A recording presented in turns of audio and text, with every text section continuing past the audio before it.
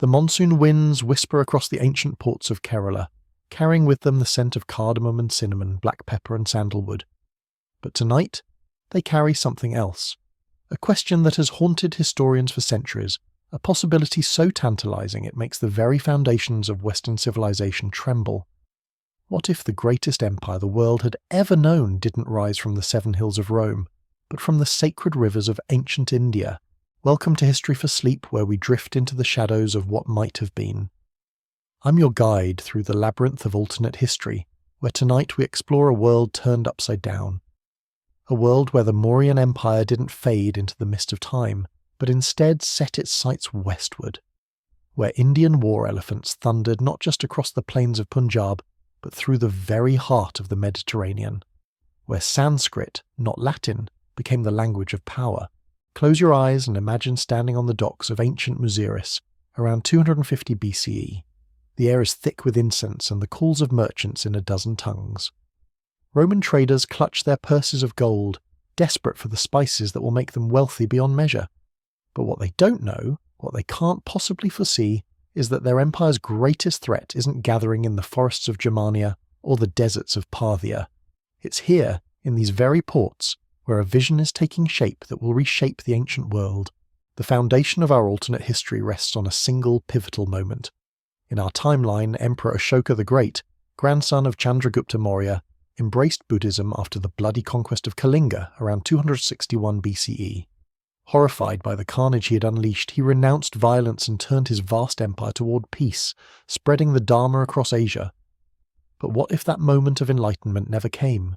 What if the sight of 100,000 corpses on the battlefield of Kalinga didn't break Ashoka's heart, but instead hardened it into something far more terrible?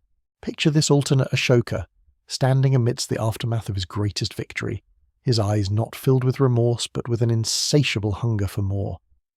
The Mauryan Empire at its height controlled territory from Afghanistan to Bengal, from the Himalayas to the Deccan Plateau. It was already the largest empire the world had ever seen, encompassing perhaps 50 million souls. But our alternate Ashoka sees not an empire to govern in peace, but a launching pad for conquest that would dwarf even Alexander's dreams. The transformation begins subtly, as all great changes do. Instead of sending missionaries to spread Buddhism, Ashoka dispatches his most trusted advisors to study the lands beyond India's borders. They return with tales that set his imagination ablaze. To the west lies the Seleucid Empire, weakened by constant warfare. Beyond that, the rising power of Rome, still confined to the Italian peninsula, locked in a death struggle with Carthage. And connecting these distant lands, a network of trade routes that pulse with wealth like arteries carrying lifeblood. But Ashoka is no mere conqueror drunk on dreams of glory. He is a strategic genius, and he understands that empire isn't built on sword points alone.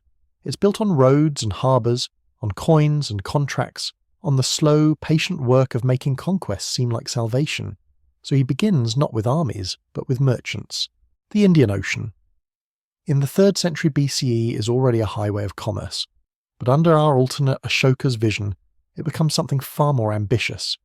Indian ships, larger and more sophisticated than anything the Mediterranean has seen, begin appearing in ports from Socotra to Alexandria.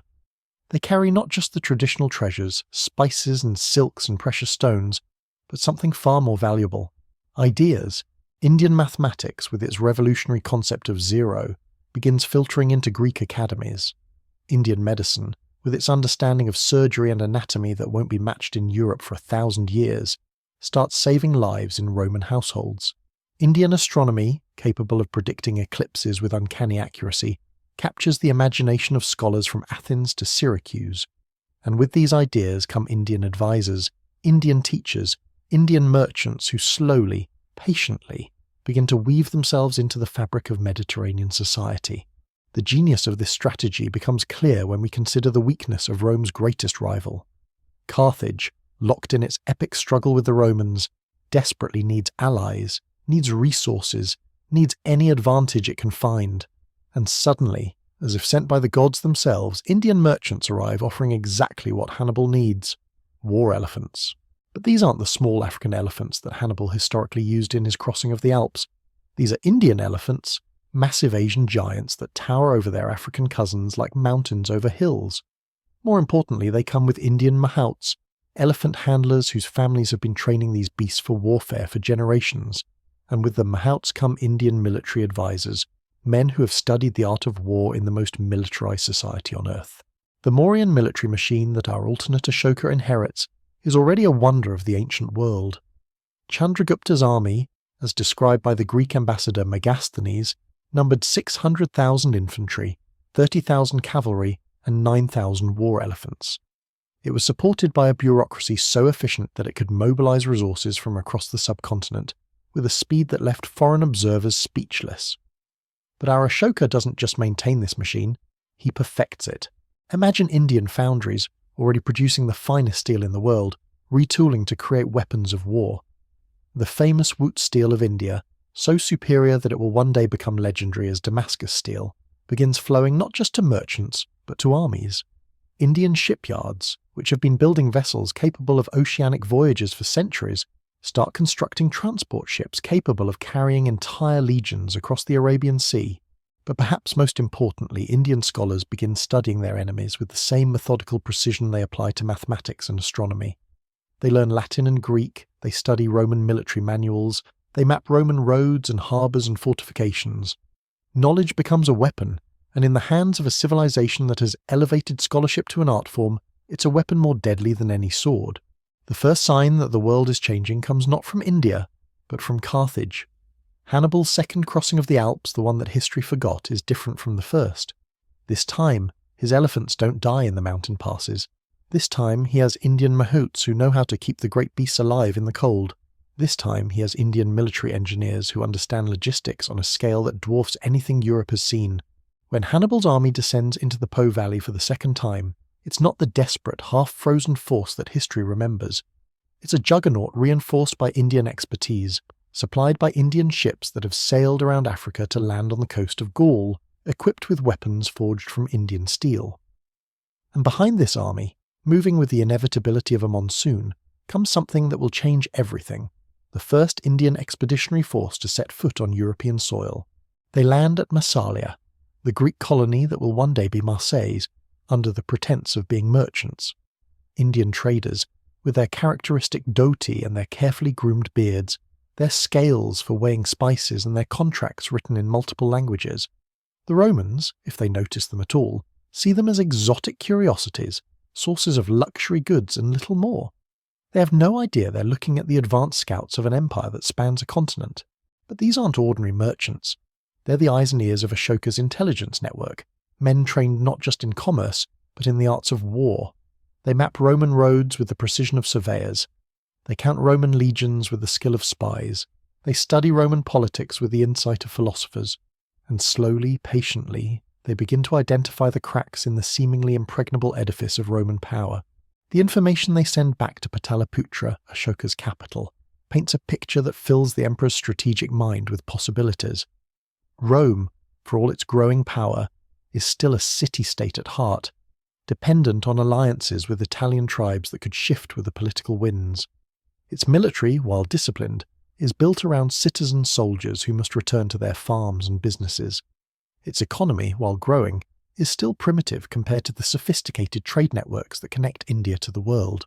Most importantly, Rome's greatest strength, its ability to absorb and Romanize conquered peoples, could become its greatest weakness if those peoples were offered a more attractive alternative.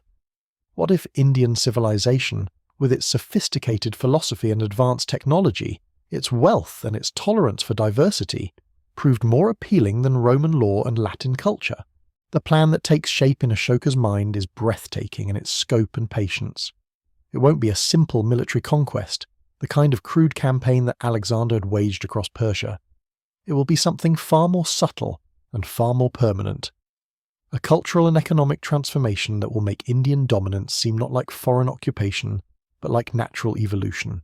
The first phase involves what we might call economic warfare, though conducted with such sophistication that the victims barely realize they're under attack. Indian merchants, backed by the virtually unlimited resources of the Mauryan treasury, begin systematically undercutting Roman traders in markets across the Mediterranean. Indian steel, Indian textiles, Indian spices flow into these markets at prices that Roman merchants simply cannot match. But this isn't mere dumping, it's strategic positioning.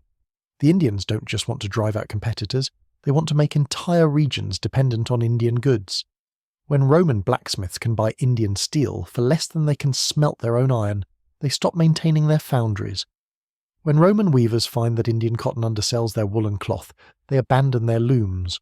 When Roman farmers discover that Indian spices make their grain more valuable, they restructure their entire agricultural system around crops that complement Indian imports. Within a generation, the economic geography of the Mediterranean begins to shift. Cities that had grown rich on local production find themselves becoming mere distribution points for Indian goods. Trade routes that had connected Roman territories start reorienting toward Indian ports. Even Roman currency begins to feel the pressure as Indian gold and silver flow into Mediterranean markets in quantities that dwarf local production. The second phase of Ashoka's plan is even more subtle: intellectual conquest. The Indians don't send armies of occupation, they send teachers. Scholars versed in Indian mathematics arrive in Alexandria and Syracuse, offering to solve engineering problems that have stumped local experts. Indian physicians appear in Athens and Carthage, demonstrating surgical techniques that seem almost magical. Indian astronomers set up observatories in Rhodes and Crete, predicting eclipses and calculating calendars with precision that makes local astronomers look like charlatans. And with these scholars come ideas that begin to transform how people think about the world. The concept of zero, which seems so simple but revolutionizes all of mathematics. The understanding of the spherical Earth and its place in the cosmos, which makes navigation and exploration suddenly possible in ways they never were before. Medical knowledge that saves lives and alleviates suffering on a scale that makes Indian healers seem like miracle workers. But perhaps most subversive of all are the Indian philosophical ideas that begin filtering into Mediterranean intellectual circles. The concept of ahimsa, non-violence, which offers an alternative to the brutal pragmatism of Roman politics. The idea of dharma, righteous duty, which suggests that rulers should govern for the benefit of their subjects rather than their own glory. The understanding of karma, which implies that actions have consequences that extend far beyond immediate political calculations. These aren't abstract philosophical concepts. In the hands of skilled Indian teachers, they become practical tools for governance, for law, for social organization. Roman patricians find themselves attending lectures on Indian political theory. Greek philosophers discover that Indian logic has solved problems that have puzzled them for centuries. Even Roman soldiers, exposed to Indian ideas through their contact with Indian military advisors in Carthaginian service, begin to question whether conquest and glory are really the highest values a man can pursue. As we drift deeper into this alternate timeline, the question becomes not whether Indian civilization will transform the Mediterranean world, but how quickly and completely that transformation will occur. The seeds have been planted, the strategy is in motion, and the forces of change are gathering like storm clouds on the horizon. But this is only the beginning of our journey through this reimagined past. The true drama lies ahead, when Ashoka's patient preparations give way to direct action, when Indian armies finally march west, and when the eternal city of Rome finds itself facing a challenger unlike any it has ever known. A challenger that doesn't just want to conquer Rome's territories, but to transform the very idea of what empire can be. The monsoon winds that carried our story westward are beginning to shift, and with them comes the scent of sandalwood and the sound of war drums echoing across continents. The question is no longer what if ancient India conquered Rome, but how the world would have changed when the inevitable finally occurred. The year is 215 BCE, and in the marble halls of the Roman Senate an emergency session has been called. The news that has reached the Eternal City is so unprecedented, so utterly foreign to Roman experience, that many senators refuse to believe it. Hannibal, that thorn in Rome's side who should have been crushed years ago, has not only survived his Alpine crossing but emerged stronger than ever. His army, once decimated by cold and hunger, now numbers in the hundreds of thousands. His elephants, which Roman scouts reported as dying in the mountain passes, are not only alive but have multiplied into herds that darken the horizon. But it's not the size of Hannibal's force that sends chills through the assembled patricians. It's the reports of who stands beside him. Men with skin the colour of burnished bronze, wearing armour that seems to shimmer with an inner light. Warriors who speak in tongues that sound like flowing water, who fight with weapons that cut through Roman steel as if it were parchment. And leading them, figures of such obvious authority that even Hannibal himself defers to their judgment. Marcus Claudius Marcellus, the man Romans call the Sword of Rome, stands before the Senate with a face pale as winter marble. He has seen these foreign warriors in battle, watched them turn Roman military doctrine into irrelevant theory. "Honoured fathers," he begins, his voice carrying none of its usual confidence. "We face an enemy unlike any in our history. These are not barbarians with crude weapons and savage tactics. They are something else entirely." The something else he struggles to describe is the culmination of Ashoka's grand strategy. For 3 years, Indian military advisors have been transforming Hannibal's Carthaginian army into something that transcends the limitations of ancient warfare. They have introduced concepts that won't appear in European military thinking for 1,000 years. Coordinated supply chains that stretch across continents, intelligence networks that span the known world, and most revolutionary of all, the idea that war is not just about destroying enemies, but about creating lasting peace through overwhelming superiority.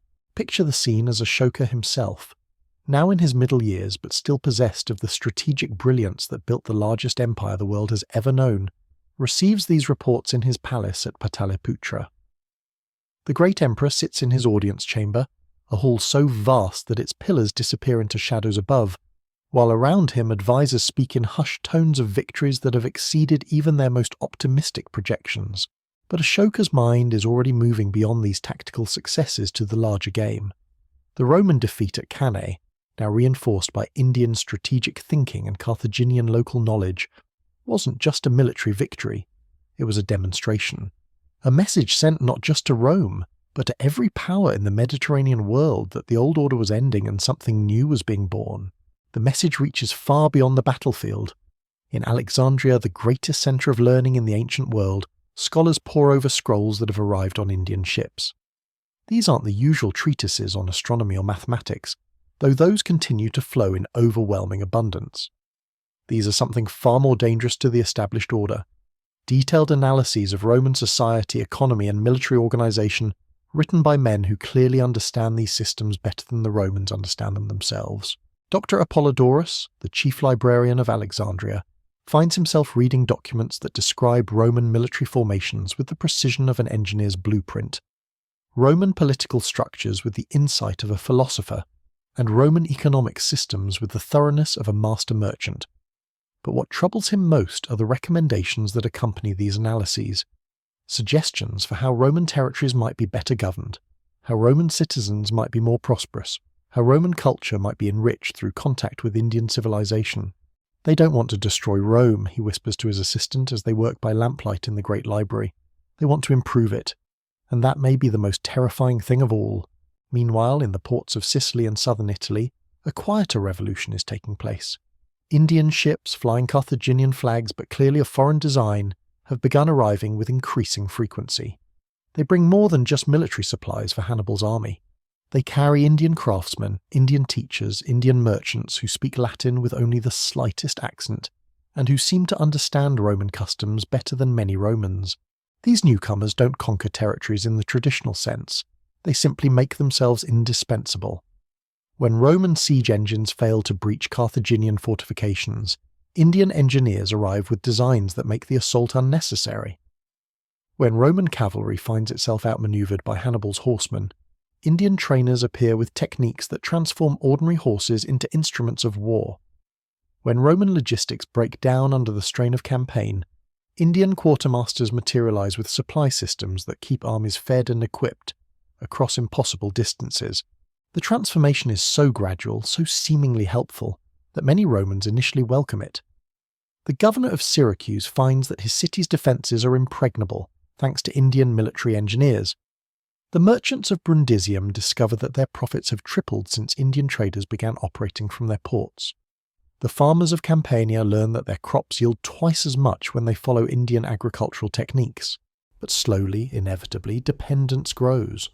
Roman blacksmiths find they can no longer forge weapons that match Indian steel. Roman navigators discover they can no longer sail without Indian star charts. Roman administrators realize they can no longer manage their territories without Indian mathematical systems. What began as assistance has become necessity, and necessity, as every conqueror knows, is the foundation of empire. The genius of Ashoka's approach becomes clear when we consider how different it is from every other conquest in ancient history. Alexander had swept across Persia like a wildfire, leaving behind a patchwork of Hellenistic kingdoms that barely outlasted his death. The Romans themselves conquered through a combination of military might and political absorption, creating a system that worked but required constant vigilance to maintain. But Ashoka's method is something entirely new: conquest through indispensability. By 210 BCE, the transformation has reached a tipping point. Hannibal's army, now reinforced by Indian troops and supplied by Indian logistics, has not just defeated Roman forces, but has begun to attract Roman defectors. Not deserters fleeing a losing cause, but officers and soldiers who have seen what Indian military science can achieve and want to be part of it. Marcus Livius Salinator, captured at the Battle of Grumentum, finds himself in an Indian field hospital that saves his life using surgical techniques unknown to Roman medicine. When he recovers, he's offered not just freedom, but a position in the new military structure that's emerging from the fusion of Carthaginian local knowledge and Indian strategic thinking. The choice isn't difficult. He's seen the future of warfare, and it doesn't speak Latin. The psychological impact of these defections cannot be overstated. For centuries, Roman military supremacy has been built on the assumption that Roman discipline, Roman organization, and Roman courage are superior to anything the barbarian world can produce. But when Roman officers begin choosing to serve under foreign banners, that assumption crumbles. The crisis deepens when Indian ambassadors arrive in Rome itself, not as supplicants seeking alliance, but as representatives of a power that clearly considers itself Rome's equal. They come bearing gifts that demonstrate the vast reach of Indian civilization: pearls from Ceylon, silk from the distant lands beyond the Ganges, spices whose very names are unknown to Roman tongues.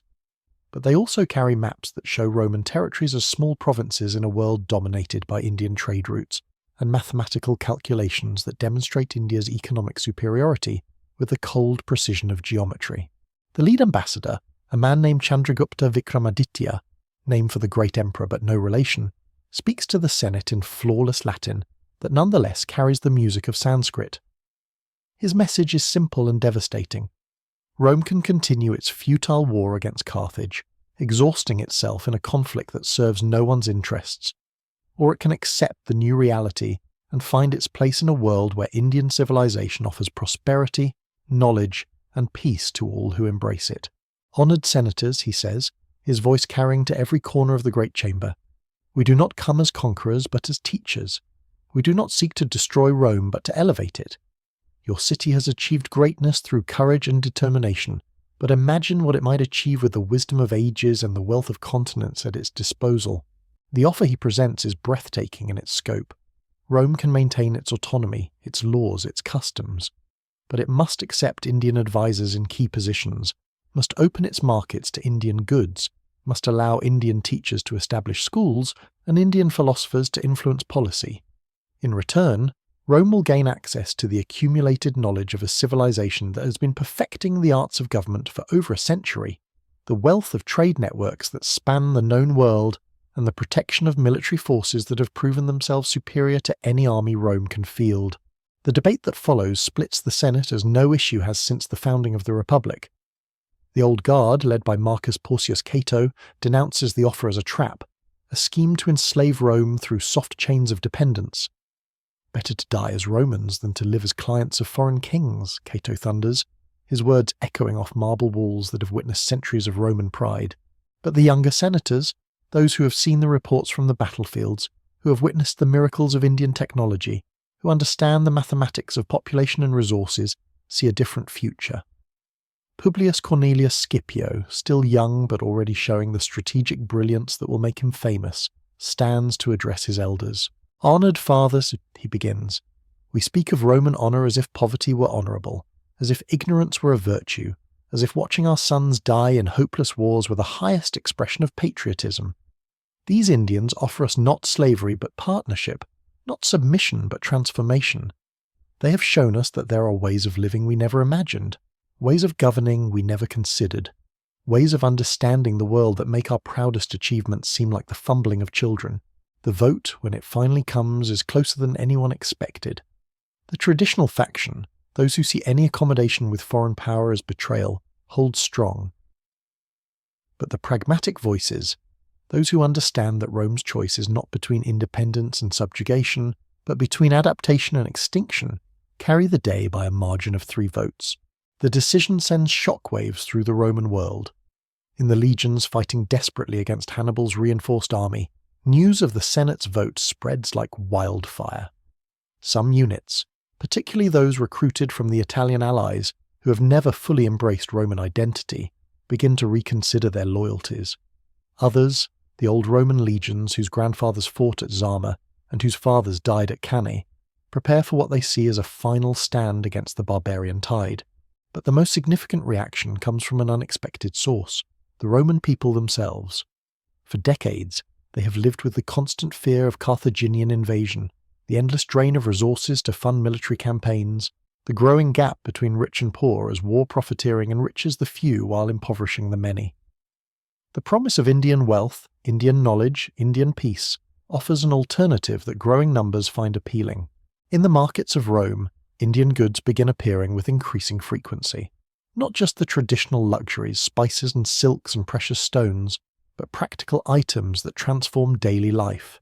Indian steel tools that never dull, Indian textiles that resist staining, Indian medicines that cure ailments Roman physicians consider hopeless.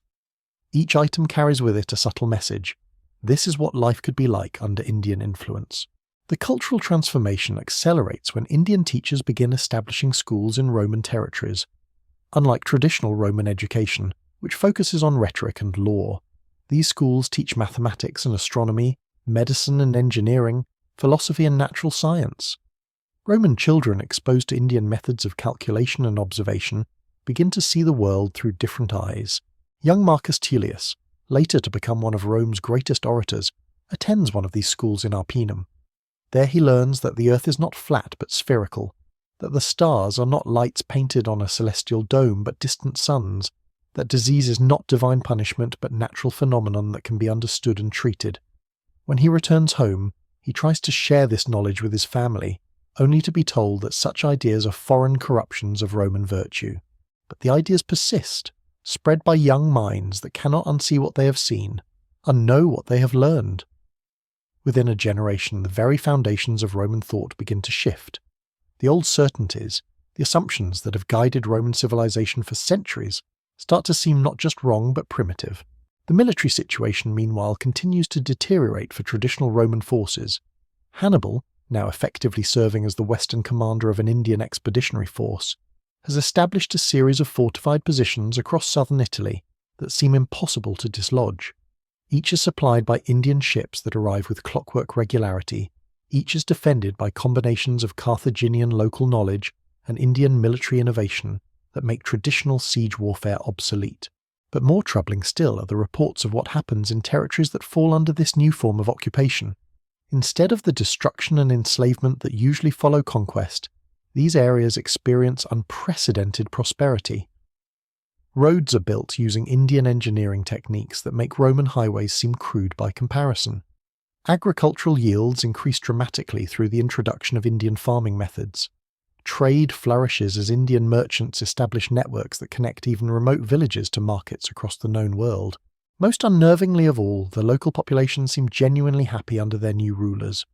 Indian administrators, trained in systems of governance that prioritize the welfare of subjects over the glory of rulers, prove remarkably effective at solving problems that have plagued these regions for generations. Banditry disappears when Indian security forces establish patrol systems based on mathematical analysis of criminal patterns. Food shortages become things of the past when Indian agricultural advisors introduce crop rotation and irrigation techniques. Even taxation, traditionally the most hated aspect of government, becomes tolerable when Indian bureaucrats implement systems that distribute the burden fairly and use the revenue for public works that benefit everyone. As news of these transformations spreads, Roman control over its own territories begins to weaken. Why remain loyal to a distant Senate that demands sacrifice for endless wars when Indian rule offers immediate prosperity and peace? The question becomes particularly pointed when Roman tax collectors arrive to fund yet another military campaign, only to find that local populations have already paid their obligations to Indian administrators who have used the money to build schools and hospitals. The tipping point comes in 208 BCE, when the Roman garrison at Tarentum, besieged by Hannibal's forces for over a year, finally surrenders. But instead of the massacre that Roman propaganda has led them to expect, the soldiers find themselves treated with courtesy and respect. Their wounded are treated in Indian field hospitals using medical techniques that save lives Roman medicine would have written off as hopeless. Their officers are offered positions in the expanding military structure that now dominates southern Italy. Their men are given the choice between returning to families they haven't seen in years, or joining an army that offers regular pay, adequate supplies, and the prospect of service in a cause that seems to be building something rather than merely destroying it. When word of Tarentum's fate reaches Rome, the reaction is explosive. The war party, led by men who see any accommodation with the enemy as treason, demands immediate mobilization of every available resource for a final, decisive campaign. The peace party, now openly advocating for acceptance of Indian terms, argues that continued resistance will only lead to more suffering with no possibility of victory, but perhaps most significantly, a third faction begins to emerge. These are Romans who have studied Indian philosophy, who have learned Indian science, who have come to understand that the choice facing their civilization is not between submission and independence, but between growth and stagnation. They argue that Roman virtue, Roman courage, Roman genius for organization could be enhanced rather than diminished by contact with Indian wisdom. This faction finds its voice in an unexpected figure, Fabius Maximus, the old general whose delaying tactics had once frustrated Hannibal, but who now sees a different kind of strategy as necessary for Roman survival. In a speech that will be remembered as one of the turning points in Roman history, he addresses the Senate with words that cut through decades of accumulated prejudice and fear. "My fellow Romans," he begins, his aged voice carrying the authority of a lifetime spent in service to the Republic, "we stand at a crossroads that will determine not just our fate, but the fate of all who come after us. We can choose the path of pride, continuing a war we cannot win against an enemy we cannot defeat, watching our city burn while we congratulate ourselves on our virtue.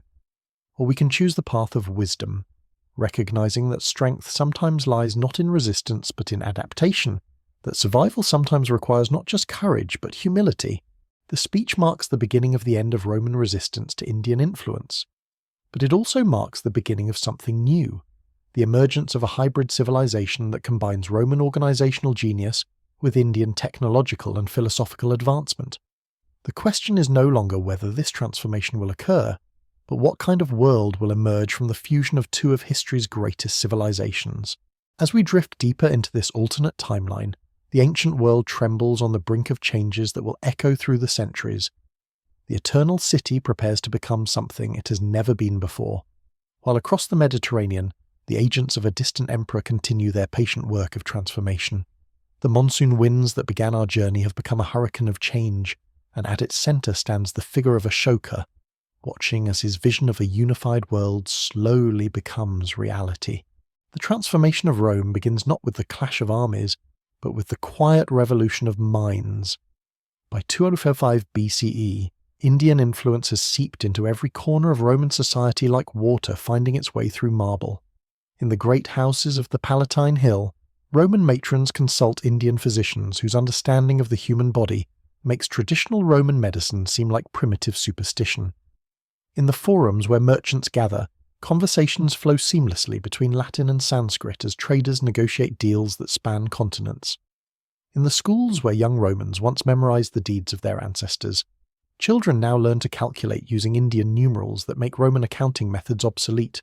But it's in the Senate House itself that the most profound changes are taking place. The marble chamber that has witnessed centuries of Roman debate now echoes with discussions of concepts that have no Latin equivalents. Dharma, the righteous duty of rulers to serve their subjects. Ahimsa, the principle that true strength lies in restraint rather than violence. Karma, the understanding that actions create consequences that ripple across generations. Senator Gaius Laelius finds himself grappling with these ideas as he prepares for what may be the most important speech of his career. The motion before the Senate is simple in its language, but revolutionary in its implications. Formal recognition of the Indian Empire as Rome's equal partner in governing the Mediterranean world. Yet as Laelius reviews his notes by lamplight, he realizes that the real question isn't whether Rome will accept this partnership, but whether Rome as it has existed for centuries can survive the transformation that partnership will bring. The evidence of Indian superiority is now undeniable. Their ships, constructed using mathematical principles that Roman naval architects are only beginning to understand, dominate the sea lanes with vessels that are faster, more durable, and capable of carrying cargo loads that dwarf anything in the Roman fleet. Their armies, disciplined by systems of training that treat warfare as a science rather than an art, have proven themselves superior to Roman legions in every engagement. Their administrators, educated in schools that teach governance as a precise craft, requiring specific skills and knowledge, have transformed occupied territories into models of prosperity and order.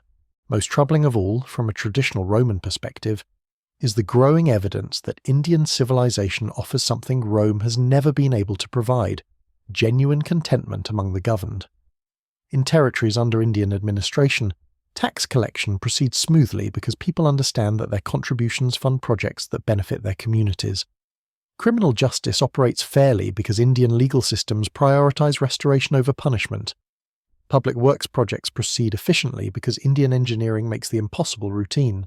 As reports of these successes filter back to Rome, they create a crisis of confidence that strikes at the heart of Roman identity. For centuries, Romans have justified their conquests by claiming that Roman rule brings civilization to barbarian lands. But what happens when the barbarians prove to be more civilized than their conquerors? The psychological impact becomes visible in the changing behavior of Roman citizens themselves.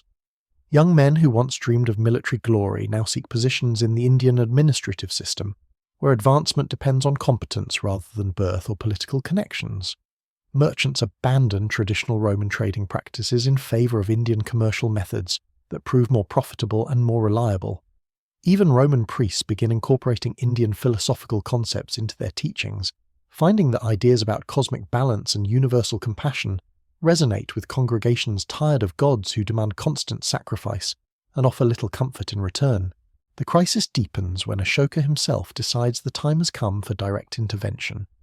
The emperor who has spent decades orchestrating Rome's transformation from a distance finally sets foot on European soil, landing at the port of Neapolis, with a retinue that transforms the ancient city into something resembling the celestial court of legend. Picture the scene as the Indian emperor's ship, a vessel so large it seems to dwarf the harbour itself, arrives in the Bay of Naples on a morning when the autumn light turns the water to molten gold. The ship's design is unlike anything Mediterranean eyes have ever beheld, its hull carved with intricate patterns that seem to shift and flow in the changing light, its sails bearing symbols that speak of victories won not through conquest, but through the patient application of superior wisdom. When Ashoka disembarks, he does so not as a conqueror claiming tribute, but as a teacher arriving to guide willing students. His clothing, though rich beyond Roman imagination, carries none of the ostentation that Romans associate with barbarian kings. Instead, it speaks of a civilization so confident in its own superiority that it feels no need to prove itself through display. The emperor himself, now in his 50s but still possessed of the intellectual vigour that built the largest empire the world has ever known, moves through the crowds that gather to witness his arrival with the calm assurance of a man who understands that he represents not just political power, but the inexorable force of historical change. The delegation that accompanies Ashoka reads like a catalogue of human achievement. Mathematicians whose calculations have unlocked secrets of the cosmos that European scholars didn't know existed. Physicians whose understanding of the human body makes them seem like miracle workers to people accustomed to primitive medical practices. Engineers whose mastery of construction techniques allows them to build structures that will last for millennia. Philosophers whose insights into the nature of existence offer answers to questions that have puzzled human minds since the dawn of consciousness. But perhaps most impressive of all are the administrators, men and women trained in systems of governance so sophisticated that they can manage populations of millions with an efficiency that makes Roman bureaucracy seem chaotic by comparison. These are the people who have transformed Indian territories into models of prosperity and order, and their presence in Italy signals Ashoka's intention to extend that transformation across the entire Mediterranean world. The emperor's first official act upon landing is to establish what he calls a friendship embassy in the heart of Neapolis. But this is no ordinary diplomatic mission. It's a demonstration project, a working model of what Indian administration can achieve when given free rein to operate according to its own principles. Within months, the transformation of Neapolis becomes a wonder that draws visitors from across the known world. Streets that were once chaotic tangles of competing interests become models of efficient urban planning, with traffic flowing according to mathematical principles that eliminate congestion and confusion.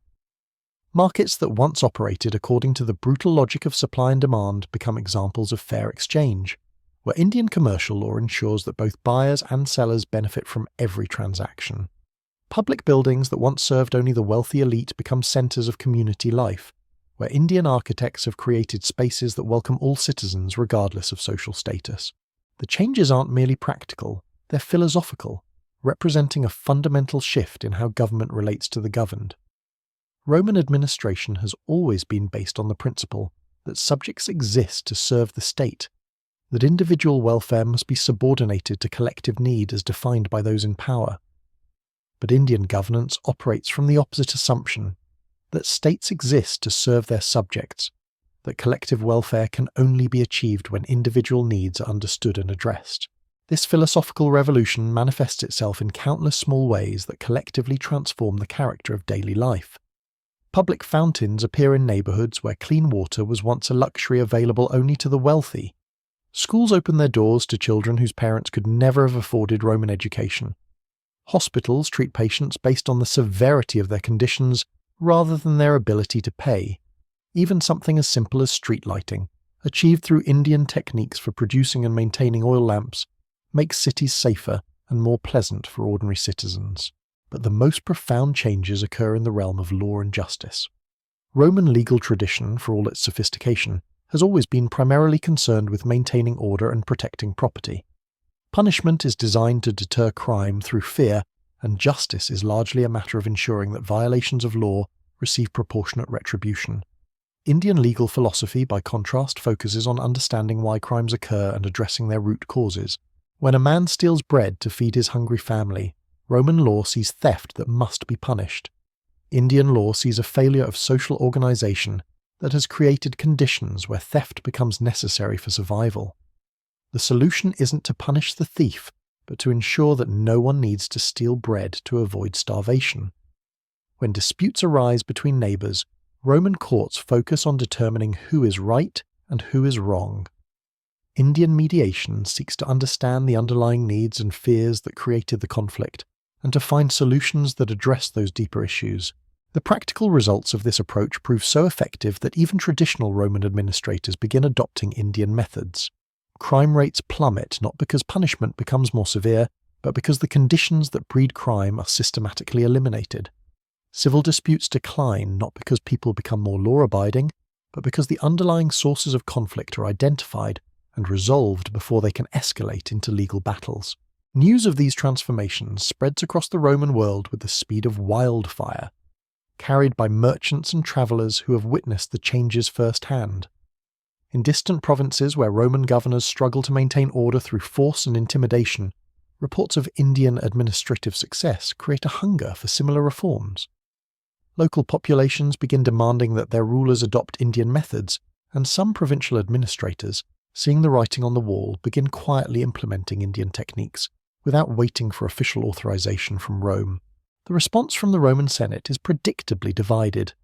The conservative faction, led by men who see any deviation from traditional Roman methods as a betrayal of ancestral virtue, denounces the Indian innovations as foreign corruption designed to weaken Roman character.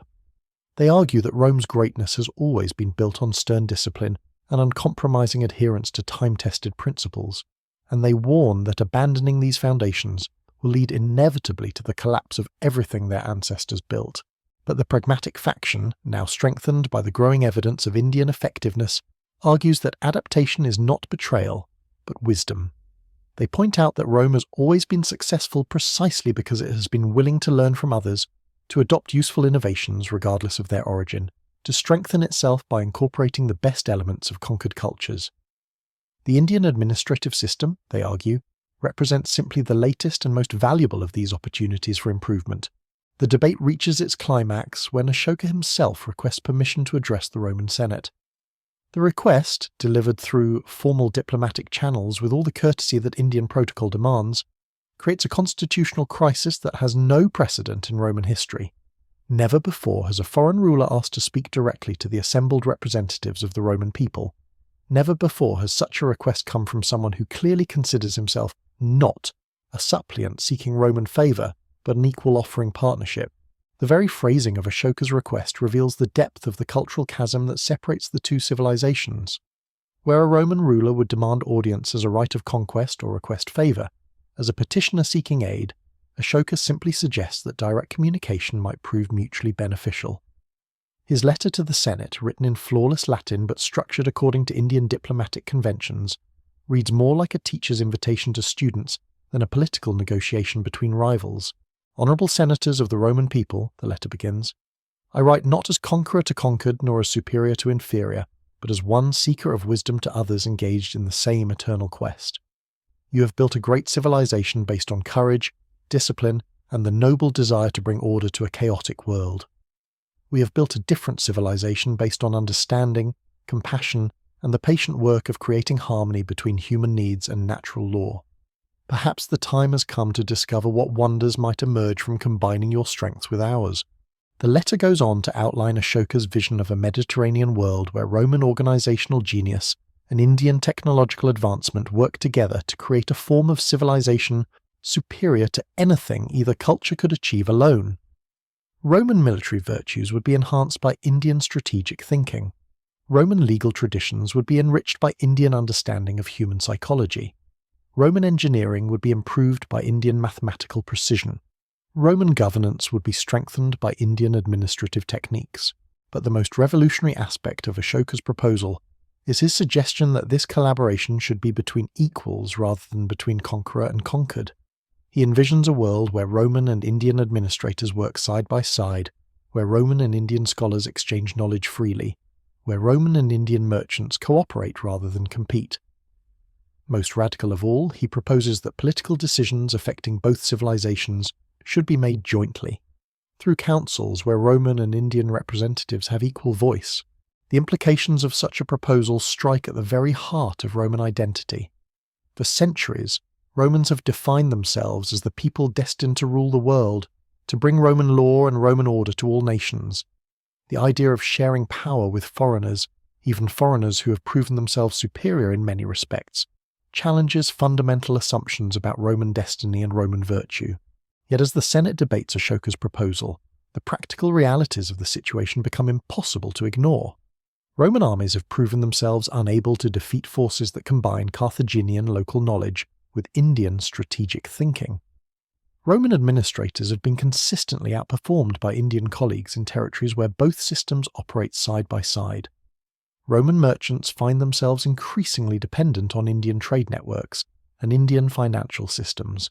Most tellingly of all, Roman citizens in territories under Indian influence consistently report higher levels of satisfaction and prosperity than their counterparts in traditionally administered provinces. The evidence suggests that Indian methods don't just work better than Roman methods, they work so much better that continuing to resist Indian influence has become a form of deliberate self-harm. As autumn turns to winter in the year 204 BCE, Rome stands at a crossroads that will determine not just its own fate, but the future of human civilization. The choice is no longer between independence and subjugation, but between evolution and extinction. The question that hangs in the air like incense in a temple is whether Roman pride will prove stronger than Roman wisdom, whether the eternal city will choose the glory of a heroic death or the challenge of an unprecedented transformation. In the private chambers where senators meet to discuss matters too sensitive for public debate, conversations turn increasingly to practical questions. How can Roman institutions be modified to accommodate Indian innovations without losing their essential Roman character?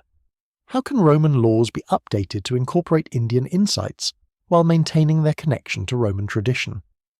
How can Roman governance be improved through Indian techniques without abandoning the republican principles that have made Rome great? These are not easy questions, and they have no easy answers. But they are the questions that will determine whether the Mediterranean world moves forward into an age of unprecedented prosperity and knowledge, or backward into the darkness of war and ignorance. As the winter winds blow across the 7 hills of Rome, carrying with them the scent of distant spices and the whisper of foreign voices, The eternal city prepares for a decision that will echo through the ages. The debate that rages through the Roman Senate during the winter of 204 BCE echoes through marble halls like thunder before a storm. In the flickering light of oil lamps, shadows dance across the faces of men wrestling with a decision that will reshape the world. The conservative faction, their voices rising with the passion of generations, speaks of honour and tradition, of the sacred duty to preserve Roman ways unchanged by foreign influence. But their words carry the hollow ring of desperation, the sound of men defending a fortress they know cannot hold.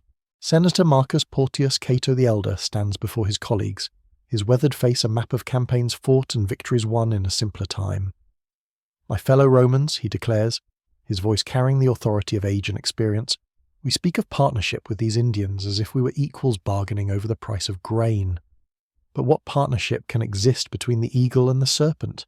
What alliance between the wolf and the sheep? These foreigners come bearing gifts that blind us to their true purpose, the subjugation of everything we hold sacred."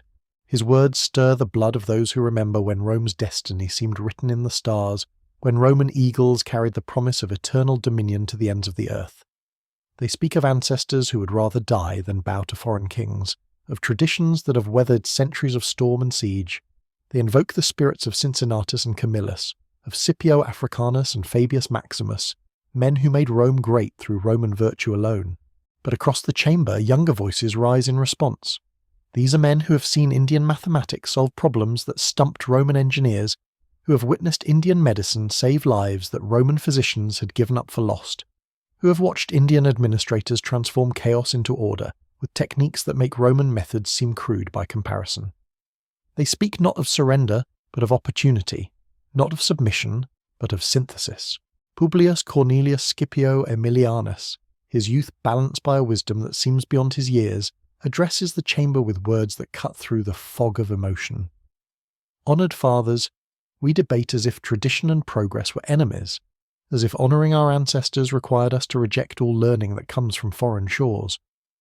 But did not our forefathers themselves learn the arts of war from the Greeks, the techniques of building from the Etruscans, the methods of governance from countless peoples they encountered in their conquests? Rome has always been great not because we rejected foreign wisdom, but because we embraced it and made it our own." The argument that follows splits not just the Senate, but the soul of Rome itself. In the streets beyond the Forum, citizens gather in taverns and markets to debate the choice that faces their civilization. Roman merchants who have prospered through Indian trade networks argue for acceptance, while Roman soldiers who have bled in foreign wars speak of honour that cannot be bought with all the gold of the Orient. Roman mothers whose children attend Indian schools praise the knowledge their sons and daughters are gaining, while Roman fathers worry about the erosion of values that have sustained their families for generations. But perhaps most telling are the voices of those who have lived under Indian administration in the territories of southern Italy. They speak not as conquered peoples, but as citizens who have discovered what governance can be when it serves the governed rather than the governors. Their testimonies, carried northward by traders and travellers, paint a picture that makes traditional Roman rule seem not just inefficient, but actively harmful to human flourishing. Marcus Livius Salinator, the former Roman commander who chose to serve under Indian command after his capture, returns to Rome under a flag of truce to address the Senate. His words carry the weight of personal experience, the authority of a man who has seen both systems from the inside. "Noble senators," he begins, his voice steady despite the magnitude of what he's about to reveal, "I stand before you not as a traitor, but as a Roman who has glimpsed the future our civilization could embrace. In the territories under Indian administration, I have seen Roman citizens prosper as never before. I have seen Roman laws improved by Indian wisdom, Roman institutions strengthened by Indian methods, Roman virtue enhanced rather than diminished by contact with Indian philosophy." His testimony describes a world that seems almost magical to Roman ears. Cities where crime has virtually disappeared not through harsh punishment, but through the elimination of the conditions that breed criminality. Farms that produce twice the yield of traditional Roman agriculture through techniques that work with natural cycles rather than against them. Schools where Roman children learn not just rhetoric and law, but mathematics and medicine, astronomy and engineering, philosophy and natural science. Most remarkably, he speaks of a legal system that has reduced litigation to a fraction of its former volume, by addressing the root causes of disputes rather than simply adjudicating their symptoms. When people's genuine needs are understood and met, he explains, they rarely find reason to quarrel with their neighbours. When justice focuses on healing rather than punishment, communities heal themselves. The impact of Salinator's words ripples through the chamber like stones thrown into still water. Here is a Roman speaking not of foreign oppression, but of Roman renewal, not of cultural destruction, but of cultural enhancement. His testimony forces even the most conservative senators to confront an uncomfortable truth. The choice facing Rome may not be between honour and dishonour, but between growth and stagnation. As winter deepens into the harshest months, the debate moves beyond the Senate House into the very streets of the Eternal City. Roman citizens find themselves caught between competing visions of their future, each compelling in its own way. The traditional path offers the comfort of familiar customs and the pride of ancient achievement, but it also promises continued warfare, economic hardship, and the gradual erosion of Roman power in a world increasingly dominated by Indian influence. The alternative path, the one Ashoka has laid before them, offers prosperity and knowledge, peace and progress, but at the cost of fundamental changes to institutions and customs that have defined Roman identity for centuries. It asks Romans to imagine themselves not as conquerors of the world, but as partners in its governance, not as the sole bearers of civilization, but as students in a larger school of human wisdom. The psychological strain of this choice manifests itself in ways both subtle and dramatic. Roman families find themselves divided between generations, with elders clinging to traditional values while their children embrace Indian innovations. Roman institutions struggle to function as their fundamental assumptions are challenged by new ways of thinking. Even Roman religion begins to fracture as Indian philosophical concepts filter into popular consciousness, offering answers to questions that traditional Roman theology has never addressed. In the great library that Indian scholars have established in Rome, a revolution of knowledge unfolds that transforms how Romans understand the world around them. Mathematical concepts that allow for calculations of unprecedented precision, astronomical observations that reveal the true nature of the cosmos, medical techniques that treat the human body as a complex system rather than a simple machine, philosophical insights that offer new ways of thinking about the relationship between individual needs and collective welfare. Young Romans who have grown up with access to this knowledge find themselves increasingly alienated from the world their parents knew. They speak of justice not as the application of fixed laws, but as the careful balancing of competing needs. They think of governance not as the exercise of authority, but as the art of creating conditions where all citizens can flourish. They approach problems not with the Roman preference for decisive action, but with the Indian practice of patient analysis and comprehensive understanding. The transformation is perhaps most visible in the Roman military, where officers trained in Indian strategic thinking begin to question the traditional Roman approach to warfare. The old model, based on the assumption that military superiority comes from discipline and courage alone, gives way to a new understanding that sees warfare as a complex system, requiring mathematical analysis, psychological insight, and technological innovation. Roman engineers, working alongside Indian colleagues on projects throughout the Mediterranean, discover that their traditional methods, while serviceable, are primitive compared to techniques that treat construction as an exact science rather than a craft tradition.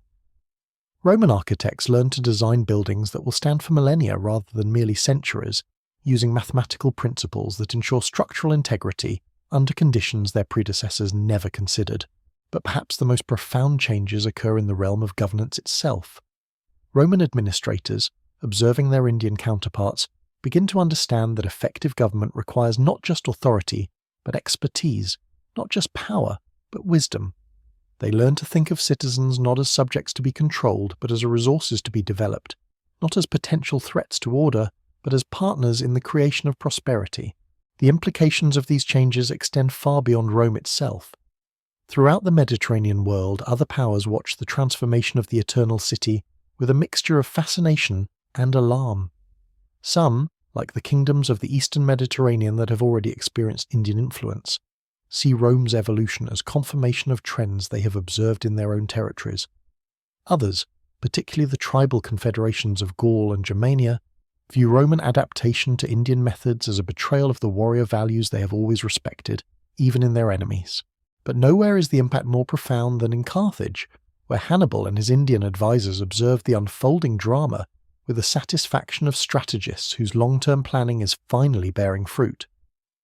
The Carthaginian general, now effectively serving as the Western commander of Indian forces in the Mediterranean, understands that military conquest was never the true objective of Ashoka's grand design. The real goal was always transformation, the patient work of demonstrating that Indian civilization offered something better than anything the ancient world had previously known. As the Roman Senate prepares for its final vote on Ashoka's proposal, the emperor himself maintains a studied silence that speaks louder than any propaganda could. He makes no threats, issues no ultimatums, applies no pressure beyond the simple demonstration of what Indian methods can achieve. His confidence is that of a teacher who knows his students will eventually reach the correct conclusion on their own, given sufficient time and evidence. The decision, when it finally comes in the early days of 203 BCE, surprises no one who has been following the gradual shift in Roman opinion. The vote is not the narrow margin that many expected, but a substantial majority that reflects the growing consensus among Roman citizens that their civilization's future lies not in isolation, but in integration with the larger world that Indian influence is creating. The announcement sends shockwaves through the ancient world that will be felt for centuries to come. Rome, the city that has spent centuries conquering its neighbours, has chosen to join rather than fight the transformation that is sweeping across the Mediterranean. The eternal city, symbol of unchanging tradition, has embraced change as the price of survival and growth, but the vote in the Senate is only the beginning of Rome's transformation. The real work of integration, of learning to blend Roman institutions with Indian innovations, of creating a hybrid civilization that combines the best of both traditions, while transcending the limitations of either, lies ahead. It will require patience, wisdom, and a willingness to experiment with new forms of government, new approaches to law, new ways of thinking about the relationship between rulers and ruled. As spring arrives in the year 203 BCE, Rome begins the most ambitious transformation in its history. Indian administrators arrive not as conquerors, but as teachers, ready to work alongside their Roman colleagues in redesigning the institutions of government. Indian engineers collaborate with Roman builders on projects that will reshape the eternal city itself. Indian scholars establish new schools that will educate a generation of Romans in the accumulated wisdom of two civilizations. The changes come neither quickly nor easily. Cultural differences that seemed minor during the diplomatic negotiations prove more significant when translated into daily practice. Roman preferences for decisive action clash with Indian traditions of careful deliberation. Roman legal concepts struggle to accommodate Indian approaches to justice. Roman religious practices find themselves challenged by Indian philosophical insights. Yet gradually, painfully, brilliantly, a new form of civilization begins to emerge. It is neither purely Roman nor purely Indian, but something unprecedented in human history. A synthesis that combines the organizational genius of Rome with the technological and philosophical sophistication of India. The hybrid culture that takes shape in the streets and institutions of the Eternal City will serve as a model for the transformation of the entire Mediterranean world. As the seasons turn and the great work of integration continues, observers from across the known world arrive in Rome to witness the birth of this new civilization. They come as skeptics and leave as converts, carrying back to their own lands reports of wonders that seem almost too extraordinary to believe. Roads that never need repair, built using Indian engineering techniques. Legal systems that resolve disputes without creating new grievances. Schools that teach children not just to memorize but to think. Governments that serve their citizens rather than exploiting them. The transformation of Rome becomes a lighthouse whose beacon reaches across continents, illuminating possibilities that other civilizations had never imagined. From the tribal confederations of Northern Europe to the kingdoms of Africa and Asia, rulers begin to send delegations to study the Roman-Indian synthesis and to explore how its innovations might be adapted to their own circumstances. But perhaps the most profound impact is felt not in the halls of power, but in the daily lives of ordinary people. For the first time in human history, a civilization has emerged that treats the welfare of all its citizens as the primary purpose of government.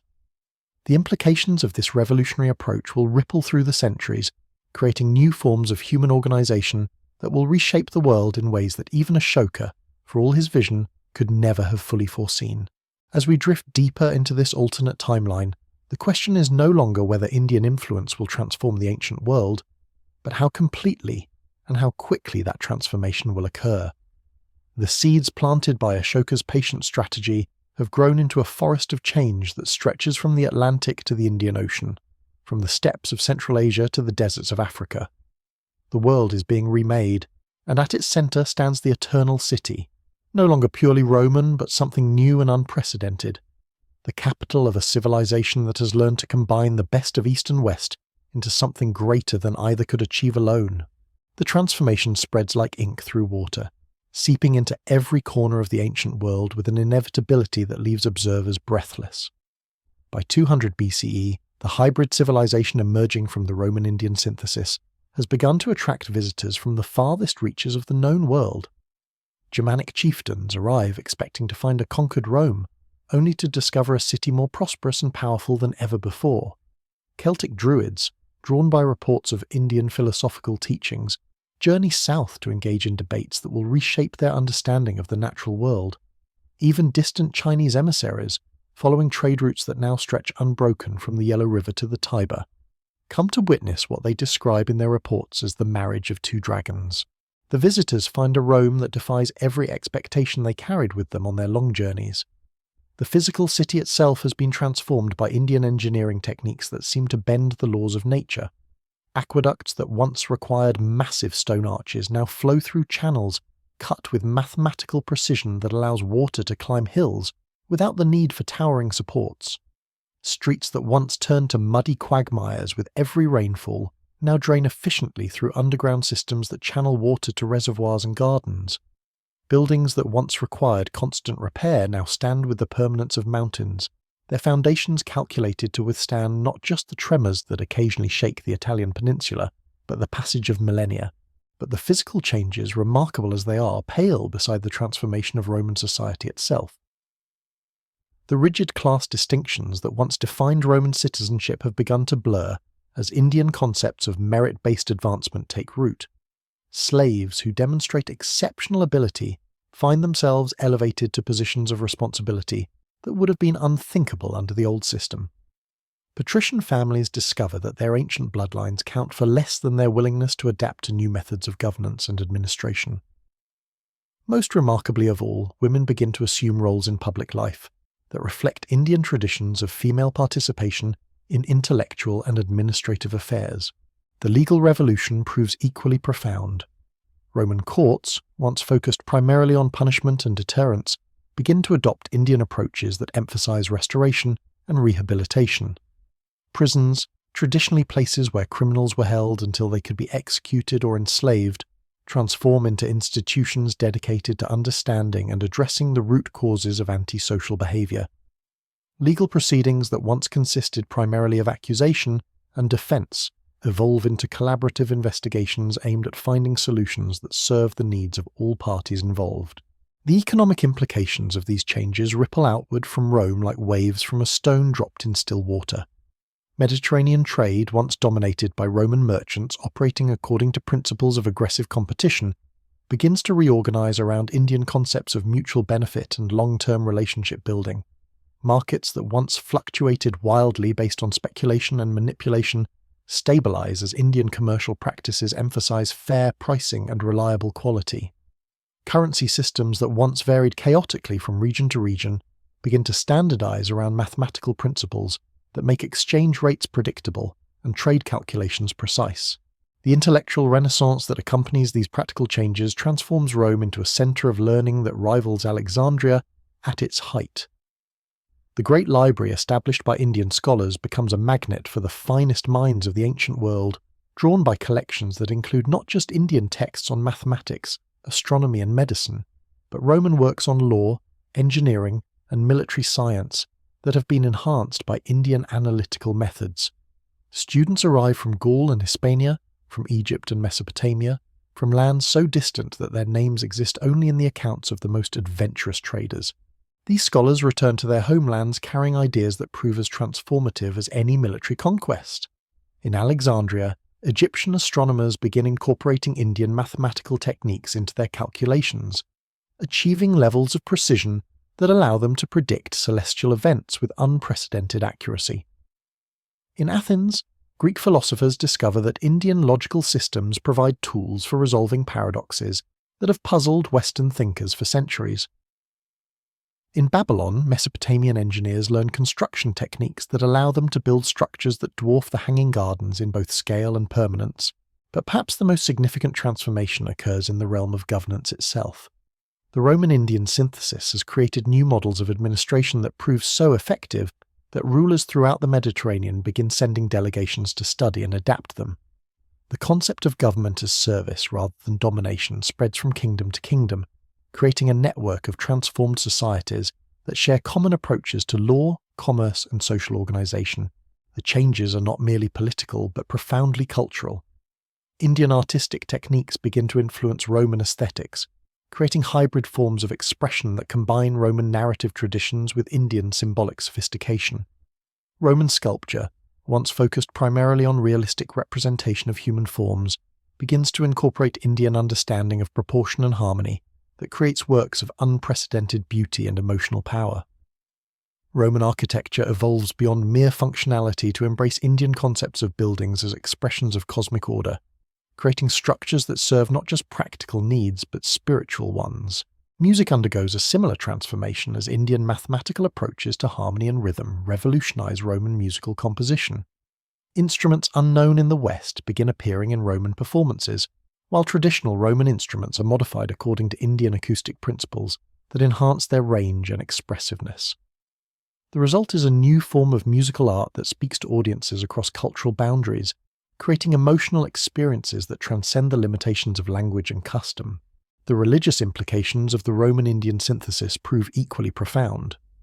Roman traditional religion, with its emphasis on ritual observance and divine favour, begins to incorporate Indian philosophical concepts that offer new ways of understanding the relationship between human beings and the cosmos.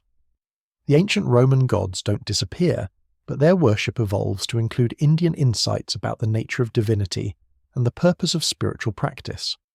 Mystery cults that once attracted only initiates seeking secret knowledge begin to adopt Indian meditation techniques that make spiritual insights accessible to ordinary practitioners. Christianity, still a small and persecuted sect in this alternate timeline, finds itself profoundly influenced by Indian concepts of compassion and universal love that resonate with its core teachings. Early Christian communities begin incorporating Indian practices of non-violence and social service that transform their relationship with the broader Roman society. The result is a form of Christianity that emphasizes practical spiritual action rather than merely doctrinal belief, creating communities that serve as models of the transformed social relationships that the Roman-Indian synthesis makes possible. As news of Rome's transformation spreads throughout the ancient world, it creates ripple effects that extend far beyond the Mediterranean basin. In the steppes of Central Asia, nomadic tribes that have traditionally survived through raiding and conquest begin to consider the advantages of the stable, prosperous societies that the new civilization offers. Tribal confederations that once saw settlement as a form of weakness begin to experiment with the agricultural and administrative techniques that make sedentary life not just possible, but preferable to constant warfare. The transformation reaches even into the northern forests of Europe, where Germanic and Celtic societies begin to adopt Roman-Indian innovations that prove superior to their traditional methods. Agricultural techniques that increase crop yields allow for larger, more stable populations. Construction methods that create permanent settlements reduce the vulnerability that comes with constant migration. Most importantly, governmental systems that resolve disputes through negotiation rather than combat reduce the casualties that have traditionally limited tribal population growth. But the changes aren't merely practical, they're philosophical, representing a fundamental shift in how human societies understand their relationship with the natural world and with each other. The Indian concept of ahimsa, non-violence, begins to influence military thinking throughout the ancient world, creating new approaches to conflict resolution that emphasize de-escalation and peaceful settlement. The idea of dharma, righteous duty, transforms how rulers understand their responsibilities to their subjects, creating governments that prioritize public welfare over personal aggrandizement. Perhaps most revolutionary of all is the spread of Indian mathematical and scientific thinking, which transforms how ancient peoples understand the physical world around them. The concept of zero, which seems simple but revolutionizes all mathematical calculation, allows for engineering projects of unprecedented scale and precision. Astronomical knowledge that reveals the true nature of planetary motion makes navigation possible over distances that were previously unimaginable. Medical understanding that treats the human body as a complex system, rather than a collection of independent parts, saves lives and alleviates suffering on a scale that makes Indian physicians seem like miracle workers. The psychological impact of these changes proves as significant as their practical benefits. For the first time in human history, large numbers of people begin to envision a future that will be better than the past, a world where human suffering can be reduced through the systematic application of knowledge and compassion. This shift in perspective transforms everything from individual life choices to collective social planning, creating societies that invest in long-term improvements rather than merely responding to immediate crises. The cumulative effect of all these transformations is the emergence of a new form of human civilization that transcends the limitations of both its Roman and Indian components. This hybrid culture combines Roman organizational genius with Indian technological sophistication, Roman legal traditions with Indian philosophical insights, Roman military effectiveness with Indian strategic wisdom. The result is a civilization capable of achievements that neither culture could have accomplished alone, a synthesis that points toward possibilities for human development that the ancient world had never before imagined. As the year 200 BCE draws to a close, observers throughout the known world struggle to comprehend the magnitude of the changes they are witnessing. Ancient prophecies speak of golden ages when peace and prosperity will reign throughout the earth, but those seemed like distant dreams until the emergence of the Roman-Indian synthesis demonstrated that such ideals could become practical realities. The transformation continues to accelerate, driven by the accumulated momentum of millions of individual decisions to embrace new ways of thinking and living. The question is no longer whether this new civilization will succeed, but how far its influence will extend and how quickly other societies will adapt its innovations. From the Atlantic shores of Hispania to the mountain kingdoms of the Hindu Kush, from the tribal confederations of northern Europe to the ancient cities of Mesopotamia, rulers and peoples alike find themselves confronting the choice that once faced Rome: adapt or become irrelevant. The winds of change that began as gentle breezes in the ports of ancient India have become a hurricane that is reshaping the entire ancient world. At its centre stands the transformed city of Rome, no longer the capital of a Mediterranean empire, but the beating heart of a global civilization that encompasses the dreams and achievements of humanity's greatest cultures. The Eternal City has become something its founders never imagined, not just the centre of power, but the symbol of what human societies can achieve when they choose cooperation over conquest, wisdom over force, and the patient work of building better worlds over the simple satisfaction of destroying existing ones. As we drift deeper into this alternate history, the scope of transformation continues to expand beyond anything the ancient world had previously experienced. The Roman-Indian synthesis has become a catalyst for changes that reach into every corner of human experience, from the most practical matters of daily life to the most profound questions of human purpose and destiny. The monsoon winds that carried our story westward have become the breath of a new age, and in that breath, the entire world is learning to dream of possibilities it had never dared to imagine. The transformation that began with Roman acceptance of Ashoka's partnership proposal now accelerates beyond anything the ancient world has witnessed. By 195 BCE, the hybrid civilization emerging from this unprecedented synthesis has begun to reshape not just the Mediterranean, but the very concept of what human society can achieve. In the great council chambers of the New Rome, where Roman senators now sit alongside Indian administrators, decisions are being made that will echo through millennia yet unborn. Picture the scene as delegations from the farthest reaches of the known world gather in the Eternal City to witness what chroniclers are already calling the Great Convergence. Scythian horsemen from the steppes beyond the Black Sea dismount from their hardy ponies to walk streets paved with stones cut according to mathematical principles that ensure they will last for ages. Nubian princes from the upper reaches of the Nile gaze in wonder at aqueducts that carry water uphill without the massive engineering works they had thought necessary. Celtic druids from the misty islands of Britannia engage in philosophical debates with Indian sages about the nature of time and the structure of the cosmos. What strikes these visitors most profoundly is not the wealth or the monuments, impressive as those are, but the fundamental character of the society they encounter. This is a civilization that seems to have solved problems that have plagued human communities since the dawn of agriculture. Crime has not been eliminated, but it has been reduced to levels that make the streets safer than the courts of most kingdoms. Poverty persists, but the systematic approach to addressing its root causes has created a level of general prosperity that makes even the lowest classes better off than the middle ranks of traditional societies. Most remarkably of all, this is a society that has learned to make decisions based on evidence rather than tradition, on careful analysis rather than emotional reaction. The hybrid administrative system that has emerged from the marriage of Roman efficiency and Indian wisdom operates according to principles that treat governance as a science, requiring specific skills and knowledge rather than as an art dependent on charisma and force. The implications of this approach become visible in every aspect of public policy. When faced with the problem of supplying adequate food to the growing population of the capital, traditional Roman solutions would have involved either conquering new agricultural territories or imposing heavier taxes on existing farmers. The new system approaches the challenge differently, using Indian agricultural techniques to increase crop yields from existing farmland, while simultaneously developing trade networks that bring surplus food from distant regions where it might otherwise go to waste. The result is not just adequate nutrition for the urban population, but actual improvement in the quality and variety of food available to all social classes. Roman citizens who once considered meat a luxury, reserved for special occasions, now eat protein regularly. Vegetables and fruits that were once available only to the wealthy now appear in the markets at prices ordinary families can afford. Most revolutionary of all, the systematic approach to nutrition based on Indian medical knowledge has begun to reduce the rates of disease and infant mortality that have traditionally limited population growth. These practical improvements in daily life create a psychological transformation that proves even more significant than the material changes. For the first time in their history, large numbers of people begin to believe that their children's lives will be better than their own, that human effort directed by wisdom can actually improve the world rather than merely preserving it against decay.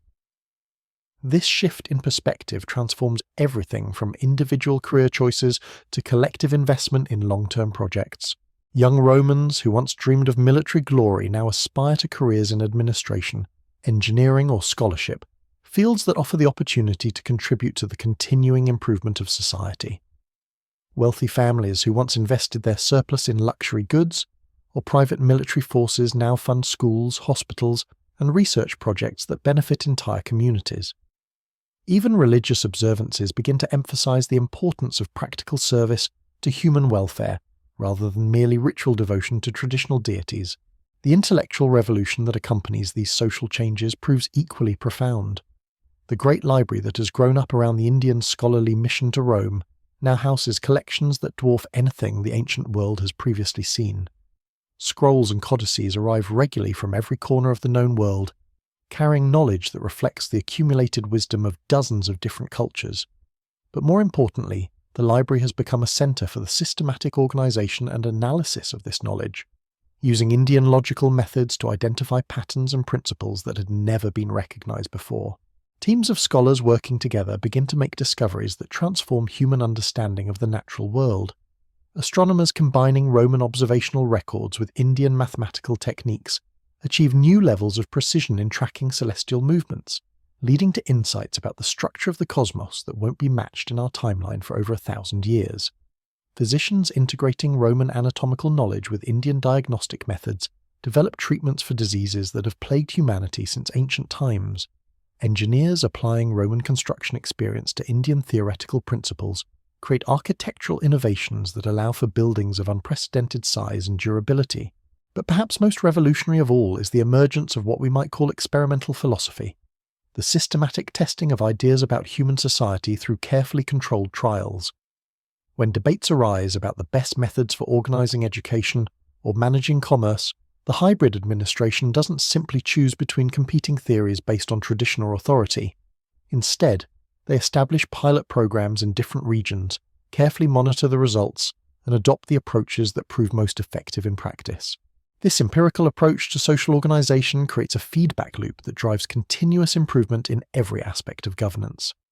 Policies that seemed sound in theory but proved problematic in practice are quickly modified or abandoned. Innovations that work well in one context are tested and adapted for use in others. Most importantly, the systematic collection and analysis of data about social outcomes allows administrators to identify emerging problems before they become crises and to develop solutions based on evidence rather than guesswork. The economic implications of this new approach to governance ripple outward from Rome to transform trade relationships throughout the ancient world. Traditional Mediterranean commerce had been based on the principle that profit comes from buying low and selling high, creating inherent conflicts of interest between trading partners. The Indian commercial philosophy that now influences Roman economic policy operates from the assumption that sustainable prosperity requires all parties to benefit from their interactions. This shift in perspective leads to the development of new forms of commercial organization that prioritize long-term relationships over short-term profits. Trading partnerships that once involved constant negotiation and mutual suspicion evolve into collaborative arrangements where partners share information and resources to maximize the benefits for everyone involved.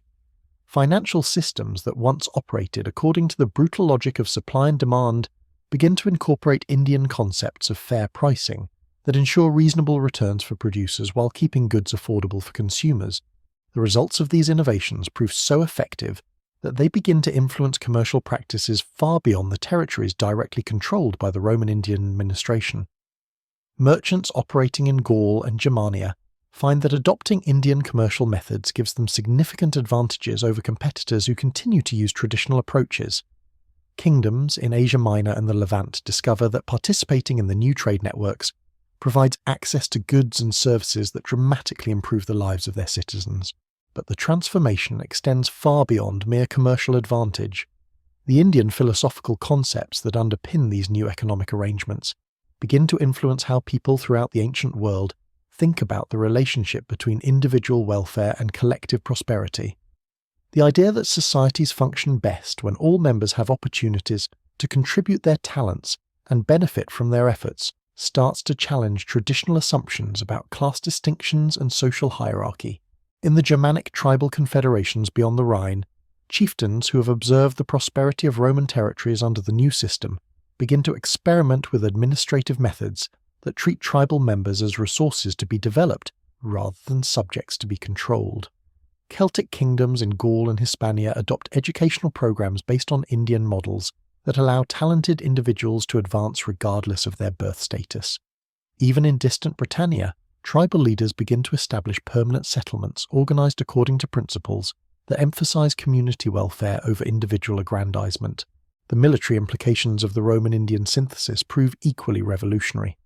The traditional Roman approach to warfare had been based on the assumption that military success comes from superior discipline, equipment, and tactical training.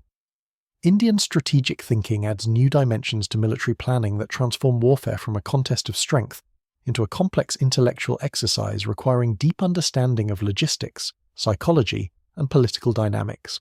The hybrid military forces that emerge from this synthesis prove superior to traditional armies, not just in direct combat but in every aspect of military operations. Their supply systems, based on Indian mathematical models, can sustain campaigns over distances and time periods that would have been impossible for traditional Roman legions. Their intelligence networks, organized according to Indian principles of systematic information gathering, provide commanders with detailed knowledge of enemy capabilities and intentions. Most importantly, their strategic planning incorporates Indian concepts of warfare as a means to achieve political objectives rather than merely an end in itself. This new approach to military affairs creates opportunities for conflict resolution that had never existed before. Instead of viewing warfare as a zero-sum contest where one side's victory requires the other's destruction, the hybrid military system seeks solutions that address the underlying causes of conflict while preserving the legitimate interests of all parties involved. Diplomatic initiatives backed by overwhelming military capability prove far more effective than either pure negotiation or simple conquest. The psychological impact of these innovations ripples through every society that encounters them. Traditional rulers who have based their authority on military prowess find themselves challenged not by superior force, but by superior methods of governance that make their subjects question why they should accept less effective leadership. Warrior cultures that have prided themselves on martial virtue discover that the new civilization offers opportunities for honor and achievement that don't require constant warfare. Most profoundly of all, the success of the Roman Indian synthesis begins to change how people think about the nature of human society itself. The ancient world has always accepted that poverty, disease, and social conflict were inevitable aspects of the human condition, problems to be endured rather than solved. But the practical demonstrations of what can be achieved through the systematic application of knowledge and compassion begin to suggest that these age-old assumptions might be wrong. As word of these transformations spreads through the networks of trade and diplomacy that connect the ancient world, it creates what we might call a crisis of imagination. Rulers and peoples alike find themselves confronting the possibility that human societies might be capable of achievements far beyond anything they had previously considered possible. The question is no longer whether the Roman Indian model represents an improvement over traditional forms of government, but whether other societies can afford to ignore its innovations without falling hopelessly behind. In the eastern kingdoms beyond the Euphrates, Parthian nobles debate whether to resist Roman Indian expansion or to seek accommodation with a civilization that offers prosperity in place of conquest. In the northern forests of Germania, tribal assemblies argue about whether to maintain their traditional ways or to adopt the administrative methods that have transformed their southern neighbours. Even in distant China, imperial advisors study reports of the Western innovations and wonder whether the Middle Kingdom might benefit from similar reforms. The year 190 BCE marks what historians in this alternate timeline will later identify as the point of no return, the moment when the transformation initiated by Ashoka's vision became irreversible. By this time, the hybrid civilization has achieved a level of prosperity and stability that makes it impossible for neighbouring societies to ignore. The choice facing every ruler in the ancient world has become stark: adapt or become irrelevant. But adaptation proves more challenging than many initially realise. The Roman Indian synthesis didn't emerge overnight from a simple decision to combine different approaches to governance. It required fundamental changes in how people think about authority, justice, prosperity, and the purpose of human society. These changes can't be imposed from above by royal decree. They must be embraced at every level of society, from individual citizens to the highest levels of government. Some societies prove more adaptable than others. The Greek city-states, with their traditions of philosophical inquiry and democratic debate, find it relatively easy to incorporate Indian logical methods and administrative techniques into their existing institutions. The kingdoms of Asia Minor, already influenced by Persian and Mesopotamian traditions of centralized administration, discover that Indian governmental methods offer solutions to problems they have struggled with for generations. But other societies find the transformation more difficult. Nomadic cultures that have traditionally survived through raiding and conquest struggle to understand how prosperity can be achieved through peaceful cooperation. Warrior aristocracies that have based their identity on martial prowess resist changes that would reduce the importance of military skill. Religious establishments that have derived their authority from claims of exclusive access to divine truth find themselves challenged by Indian philosophical approaches that emphasize rational inquiry and empirical observation. The process of transformation creates tensions that sometimes erupt into open conflict. Conservative factions in various kingdoms attempt to resist the changes by appealing to traditional values and ancient customs. Reformist movements inspired by the Roman Indian example challenge established authorities in the name of progress and human welfare. The result is a period of upheaval that affects every corner of the ancient world as societies struggle to adapt to new realities. Yet despite these difficulties, the momentum of change proves inexorable. The practical advantages of the Roman Indian administrative methods are simply too obvious to ignore indefinitely. Societies that adopt these innovations experience immediate improvements in prosperity, stability, and citizen satisfaction. Those that resist find themselves increasingly isolated and disadvantaged in a world where cooperation and knowledge sharing have become the keys to success. As the transformation accelerates, new forms of international organization begin to emerge. The traditional ancient world had been characterized by constant competition between independent kingdoms and city-states, each seeking to maximize its own power at the expense of its neighbors. But the Roman Indian example demonstrates that prosperity comes not from dominating others, but from creating systems that benefit everyone involved. This insight leads to the development of what we might call the first international institutions, organizations that coordinate policy across multiple societies for mutual benefit, trade councils that establish common standards for weights, measures, and currency, scholarly exchanges that share knowledge and research findings across cultural boundaries, diplomatic protocols that provide mechanisms for resolving disputes without resort to warfare. These institutions prove so effective that they begin to attract participation from societies far beyond the original Roman Indian core. Kingdoms in North Africa establish diplomatic relations that allow them to benefit from Mediterranean trade networks. Tribal confederations in Northern Europe send delegations to learn administrative techniques that can be adapted to their own circumstances.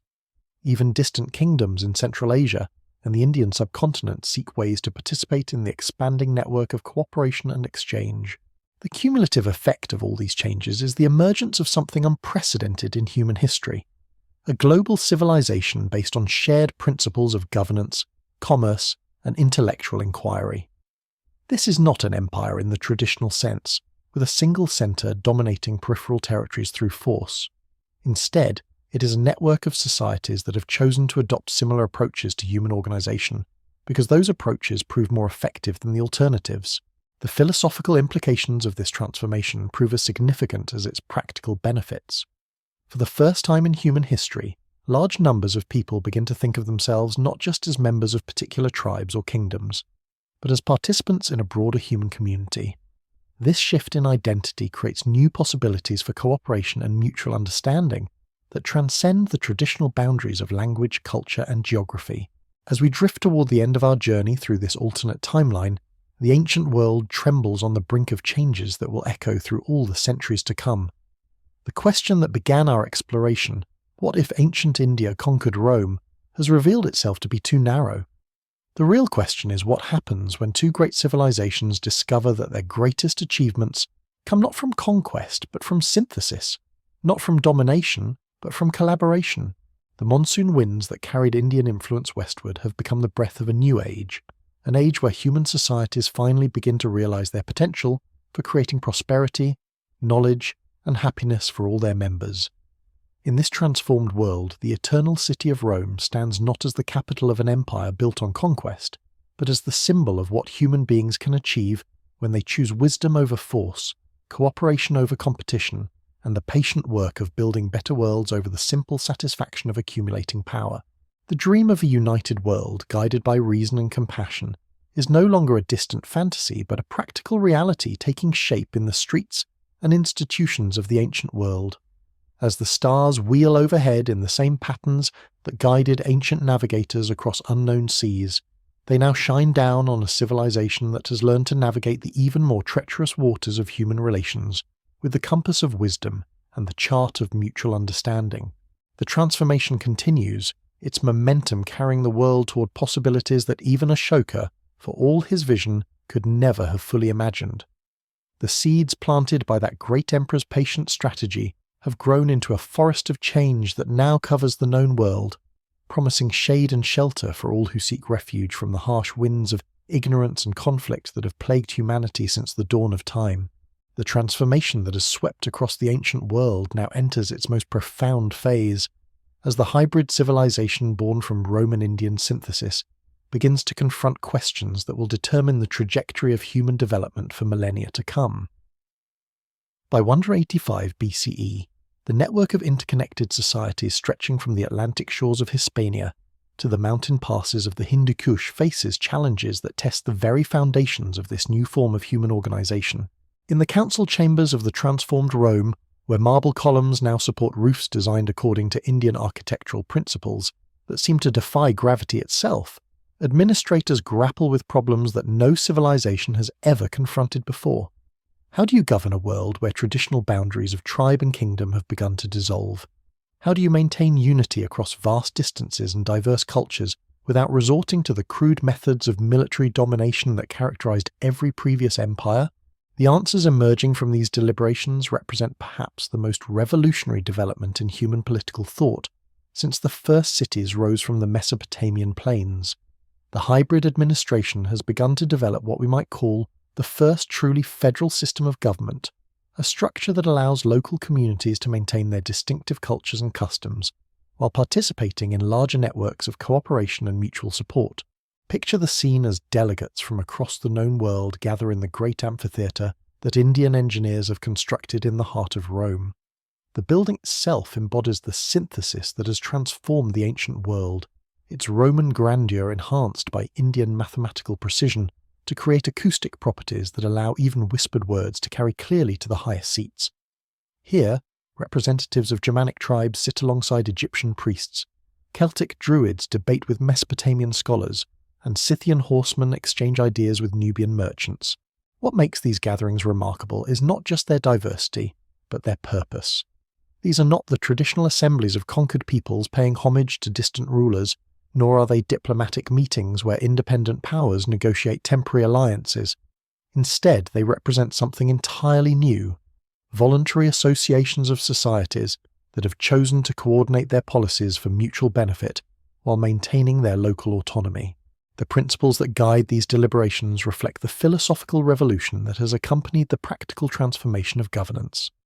Indian concepts of dharma, righteous duty, have merged with Roman traditions of civic responsibility to create new understandings of what government owes to its citizens and what citizens owe to their communities. The result is a form of political organisation that treats authority not as a privilege to be enjoyed by rulers, but as a responsibility to be exercised for the welfare of all. This philosophical foundation manifests itself in practical policies that would seem utopian to traditional ancient societies. Tax systems that adjust their demands according to citizens' ability to pay, rather than rulers' desire for revenue. Legal codes that prioritise restoration over punishment and seek to address the root causes of antisocial behaviour. Educational programs that develop individual talents, regardless of social origin, while teaching the skills necessary for community participation. But perhaps most revolutionary of all is the systematic attempt to base governmental decisions on evidence rather than tradition, emotion, or the personal preferences of rulers. The hybrid administration has established what amounts to the first research institutions in human history, centres dedicated to the systematic study of how different policies affect human welfare. These institutions collect data from across the network of associated societies, analyse the results of various approaches to common problems, and disseminate their findings to help administrators make informed decisions. The impact of this empirical approach to governance proves transformative. Policies that seem reasonable in theory but prove harmful in practice are quickly identified and modified. Innovations that work well in one context are tested and adapted for use in others.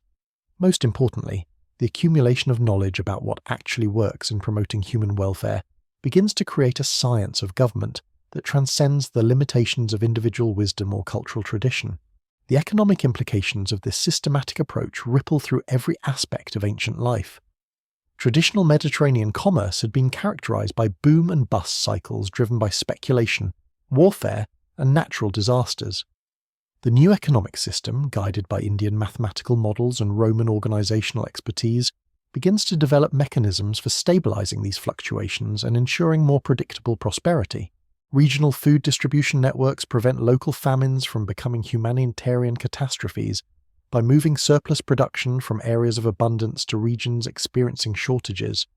Financial institutions based on Indian concepts of sustainable lending provide credit for productive investments, while avoiding the speculation that had traditionally created economic instability.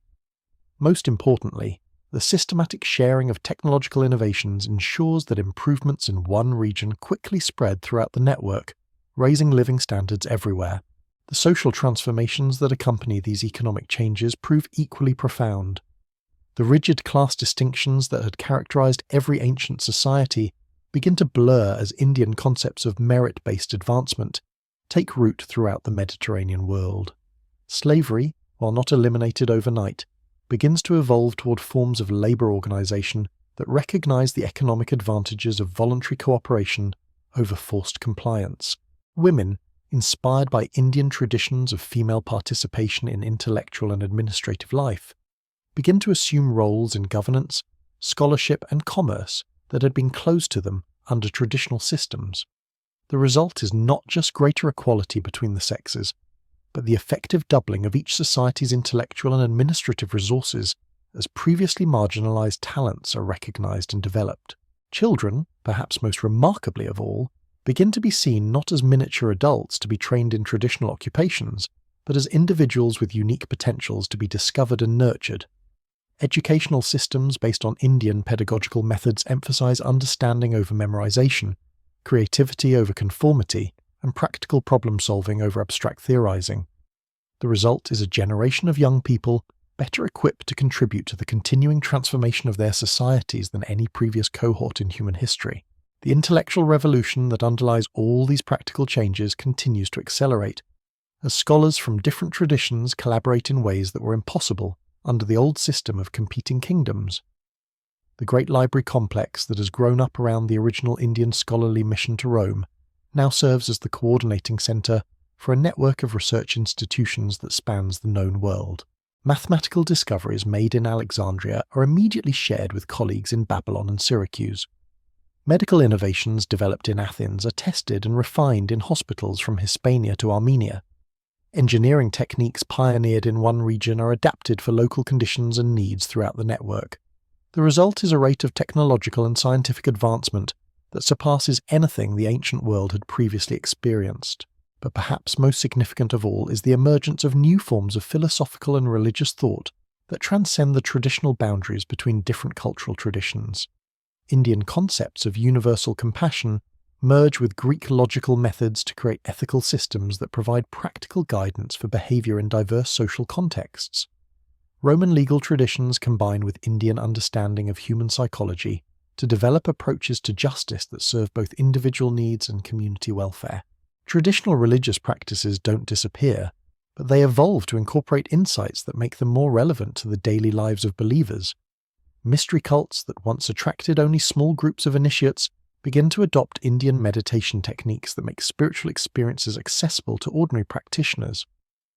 State religions that had focused primarily on ritual observance and divine favour begin to emphasize practical service to human welfare as the highest form of religious devotion. The result is not religious uniformity, but something perhaps more valuable: mutual understanding and respect between different traditions of spiritual practice. Followers of various deities discover that their deepest aspirations are remarkably similar, regardless of the specific forms their worship takes. This recognition creates possibilities for cooperation and peaceful coexistence that had seemed impossible under the old system of competing religious orthodoxies. As news of these transformations spreads beyond the Mediterranean basin, it creates ripple effects that reach into the most remote corners of the ancient world. In the steppes of Central Asia, nomadic confederations begin to experiment with settlement patterns that combine their traditional mobility with the administrative innovations that have brought prosperity to their southern neighbours.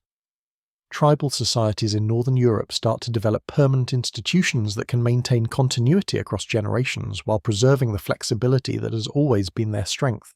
Even in distant China, imperial administrators study reports of the Western innovations and begin to consider how similar reforms might strengthen the Middle Kingdom. The Confucian emphasis on virtuous governance finds unexpected resonance with Indian concepts of dharma, while Chinese administrative traditions prove remarkably compatible with the systematic approaches that have emerged from the Roman-Indian synthesis. But perhaps the most profound impact occurs in regions that had never experienced the benefits of organized government. In the forests of Germania and Gaul, in the highlands of Hispania and the mountains of the Balkans, tribal peoples who had traditionally lived in small, isolated communities begin to participate in larger networks of cooperation and exchange. The result is not the destruction of their traditional ways of life, but their enhancement through access to knowledge, resources and opportunities that isolation had previously denied them.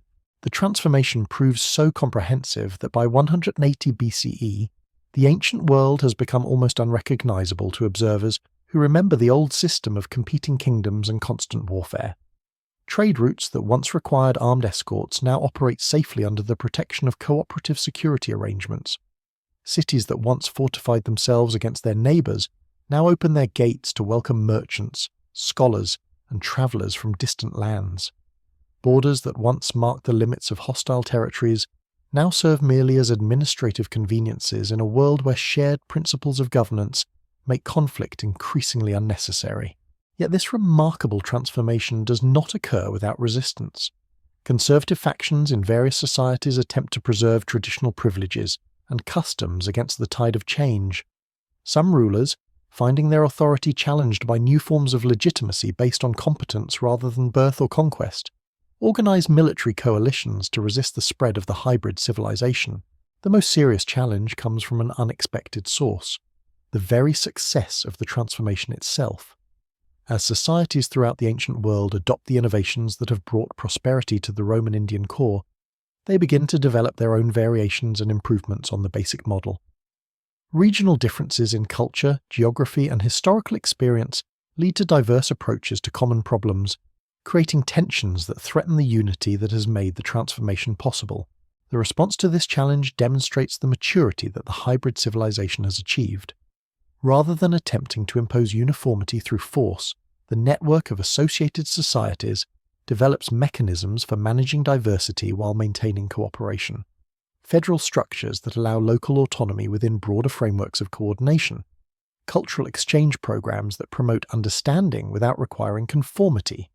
Economic systems that benefit from regional specialization while ensuring that prosperity is shared equitably. Most importantly, the systematic study of governance that has become characteristic of the hybrid civilization provides tools for understanding and managing the tensions that arise from diversity.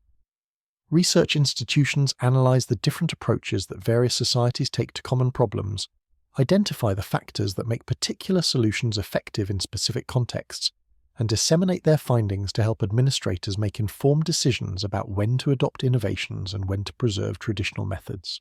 The result is a form of human organization that proves remarkably resilient in the face of challenges that would have destroyed traditional empires. When natural disasters strike particular regions, the network responds with coordinated relief efforts that prevent local catastrophes from becoming regional crises. When conflicts arise between different communities, established mechanisms for mediation and arbitration provide alternatives to warfare. When new problems emerge that no single society has encountered before, collaborative research efforts develop solutions that benefit everyone. As the year 175 BCE dawns, the ancient world stands transformed beyond recognition. The question that began our exploration, whether ancient India could have conquered Rome, has revealed itself to be based on assumptions about conquest and civilization that the actual transformation has made obsolete. The real achievement of Ashoka's vision was not the replacement of one empire with another, but the creation of something entirely new, a global civilization based on voluntary cooperation rather than forced submission, on shared knowledge rather than hoarded secrets, on mutual benefit rather than zero-sum competition.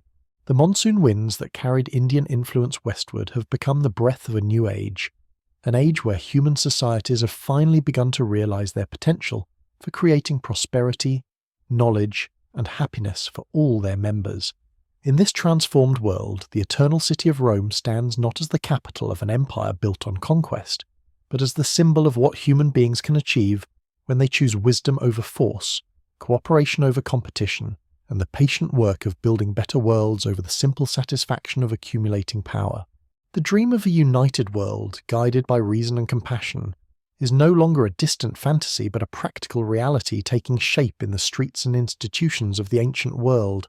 As the stars wheel overhead in the same patterns that guided ancient navigators across unknown seas, they now shine down on a civilization that has learned to navigate the even more treacherous waters of human relations with the compass of wisdom and the chart of mutual understanding.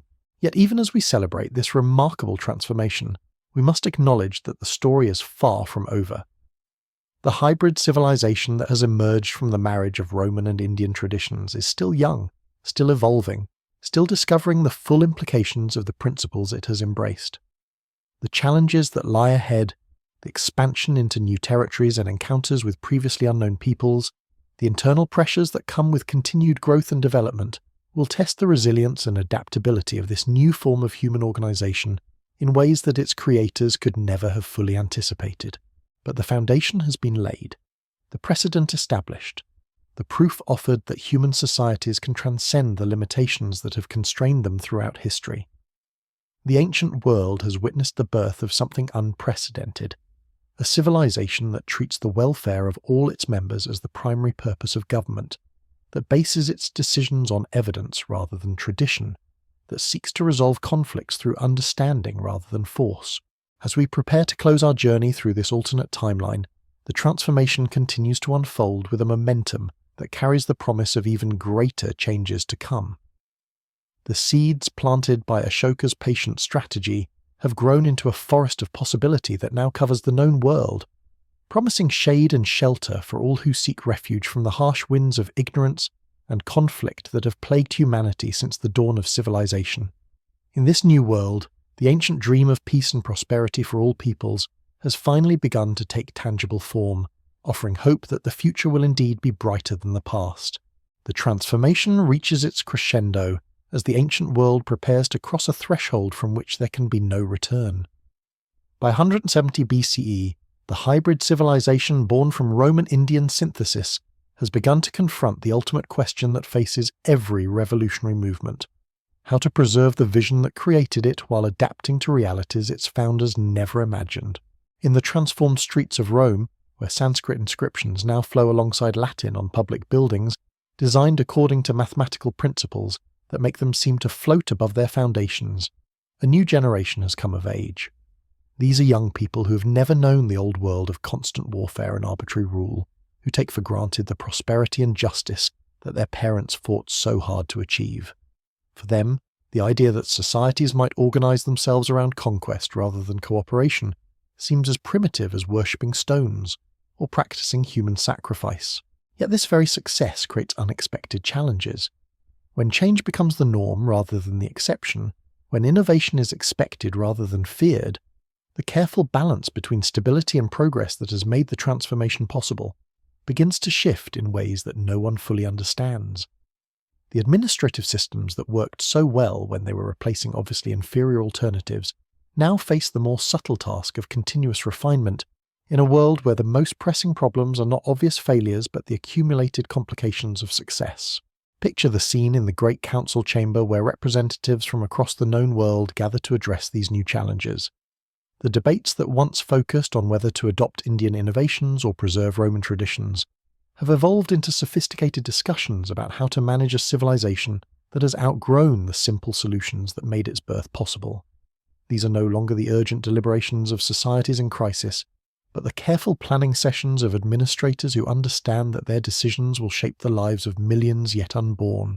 The questions they wrestle with would have been incomprehensible to their predecessors. How do you maintain unity across territories so vast that messengers require months to carry communications from one end to the other?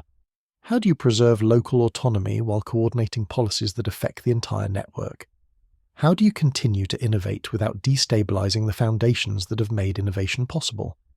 Most profoundly of all, how do you ensure that future generations will have the wisdom to build upon what has been achieved rather than simply taking it for granted?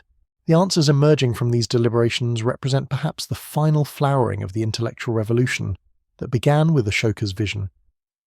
The hybrid civilization has developed something unprecedented in human history: institutional mechanisms specifically designed to preserve and transmit wisdom across generations. These are not merely schools or libraries, though they include both, but comprehensive systems for ensuring that each new generation understands not just what their predecessors accomplished, but how and why they accomplished it. The great universities that have sprung up in cities throughout the network serve as more than centers of learning. They are laboratories for the systematic study of human nature and social organization, places where the accumulated wisdom of ages is constantly tested against new evidence and refined through careful experimentation. Students from every corner of the known world arrive to study not just mathematics and medicine, astronomy and engineering, but the deeper principles that make all learning possible. What emerges from these institutions is a new kind of educated person, one who understands that knowledge is not a possession to be hoarded but a responsibility to be shared, that wisdom comes not from memorizing ancient texts, but from learning to think clearly about new problems, that true leadership lies not in commanding obedience, but in inspiring others to achieve their highest potential. These graduates return to their home communities carrying with them not just specific skills, but a way of approaching life that transforms everything they touch. The economic implications of this educational revolution ripple through every aspect of ancient life. When large numbers of people understand mathematical principles, commercial transactions become more efficient and disputes less common. When medical knowledge is widely distributed, communities become healthier and more productive. When engineering techniques are broadly taught, infrastructure projects that once required enormous investments of time and resources can be completed more quickly and cheaply. But perhaps most importantly, when citizens understand the principles underlying their government, they become active participants in their own governance rather than passive subjects of distant rulers. The result is a form of democracy more sophisticated than anything the Greek city-states achieved, one that combines broad participation with informed decision-making, local autonomy with network-wide coordination. This political evolution creates new possibilities for human organization that extend far beyond the boundaries of any single society.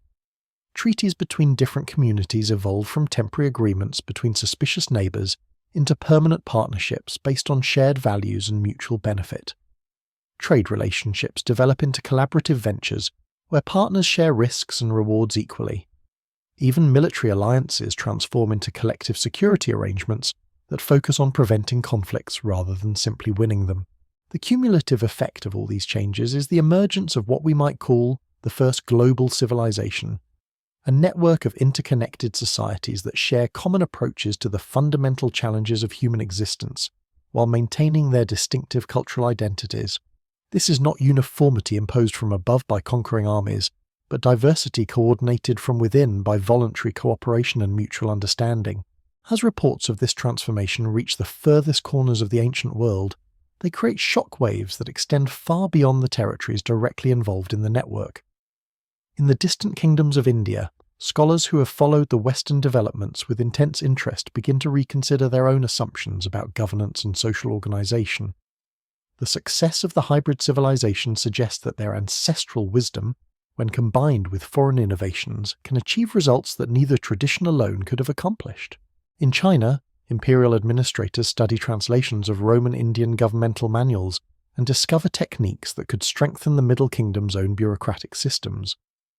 The systematic approach to policy making that has characterized the hybrid civilization offers solutions to problems that have plagued Chinese governance for centuries, from corruption in the provinces to inefficiency in the capital. Even in regions that have had no direct contact with the Mediterranean transformation, stories carried by traders and travelers begin to influence local thinking about what human societies might achieve. In the kingdoms of Southeast Asia, rulers experiment with administrative reforms inspired by distant reports of prosperity and justice.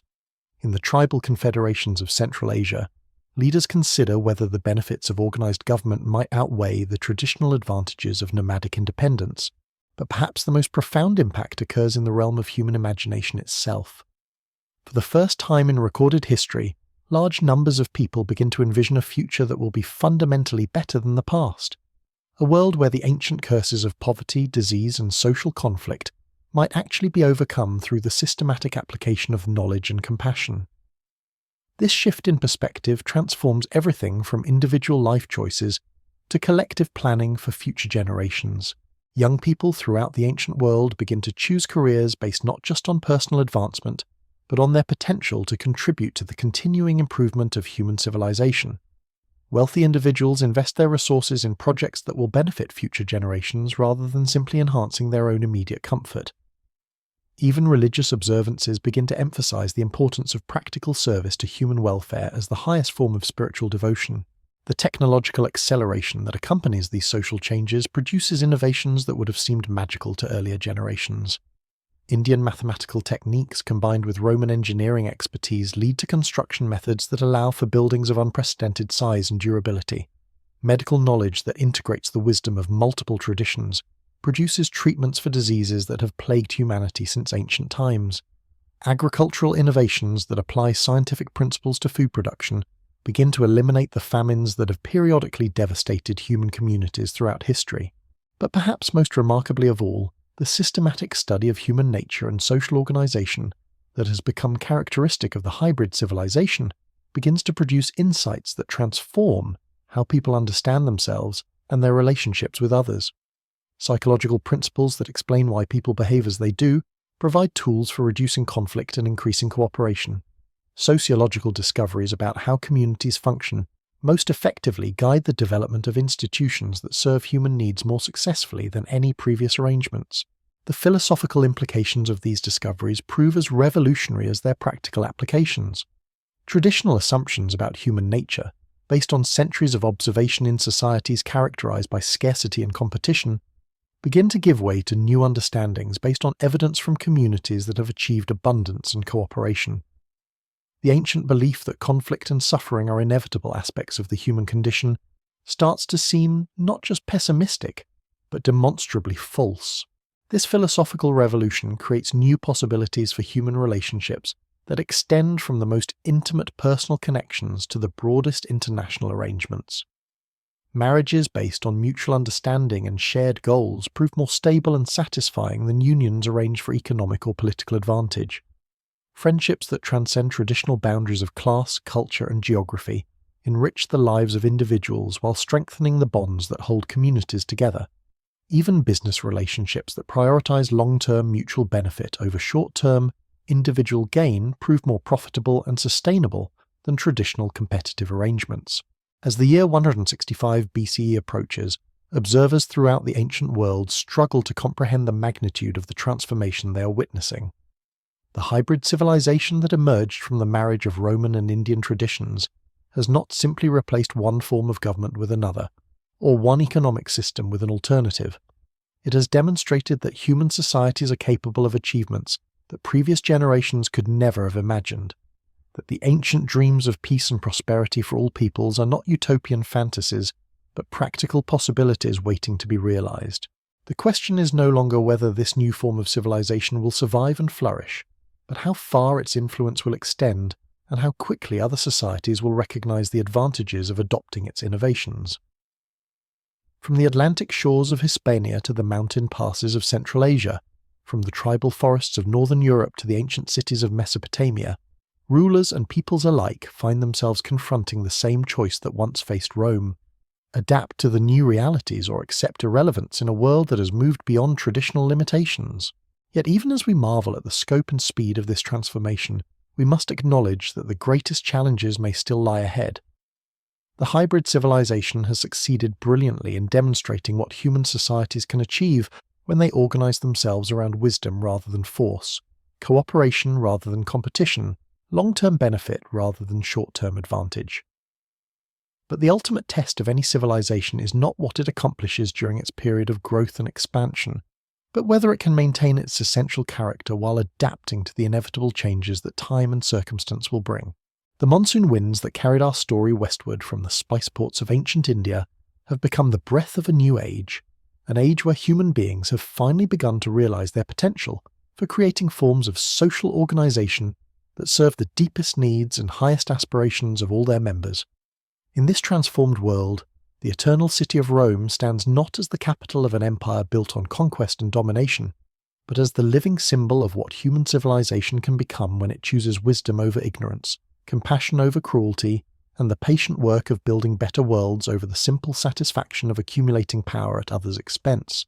The dream that began with a young emperor's vision of universal peace and prosperity has taken tangible form in the streets and institutions of the ancient world, proving that the highest human ideals are not mere fantasies but practical goals that can be achieved through the systematic application of knowledge, wisdom, and goodwill. As the stars wheel overhead in their eternal patterns, they shine down upon a civilization that has learned to navigate not just the physical geography of land and sea, but the far more challenging terrain of human relationships and social organization. The story of what might have been if ancient India had conquered Rome has revealed itself to be something far greater than a tale of military victory or political transformation.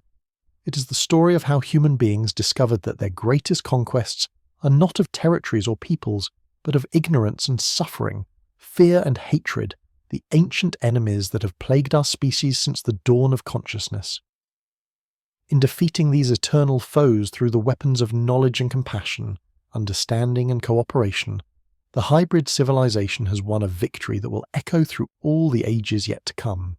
As we drift gently towards sleep, carried by the rhythm of ancient winds that still whisper across the transformed landscape of an alternate past, we carry with us the knowledge that the future is not fixed, that human societies are capable of achievements beyond our current imagination, and that the choices we make today can still reshape the world in ways that would have seemed impossible to those who came before us. The eternal city sleeps beneath stars that have witnessed the rise and fall of countless civilizations, But tonight they watch over a world that has finally learned the secret of building something worthy of eternity itself. In the silence that follows transformation, in the peace that comes after the storm of change has passed, the ancient world rests in the knowledge that it has crossed a threshold from which there can be no return. The future stretches ahead like an uncharted ocean, vast with possibility, bright with promise, ready to receive the next chapter in the endless story of human aspiration and achievement. And in that future, the dream of a world united in wisdom and compassion, prosperity and peace, is no longer a distant hope but a living reality, growing stronger with each passing day, each new generation, each moment when human beings choose to build rather than destroy, to include rather than exclude, to love rather than hate. The transformation is complete, but the story continues, carried forward by voices yet unheard, shaped by hands yet unborn, guided by the eternal human dream of making tomorrow better than today, and the day after tomorrow better still, until all the sorrows of the past are healed and all the promises of the future are fulfilled. Sleep well, dear listeners, and dream of the world that could be, if only we have the wisdom to imagine it and the courage to make it real.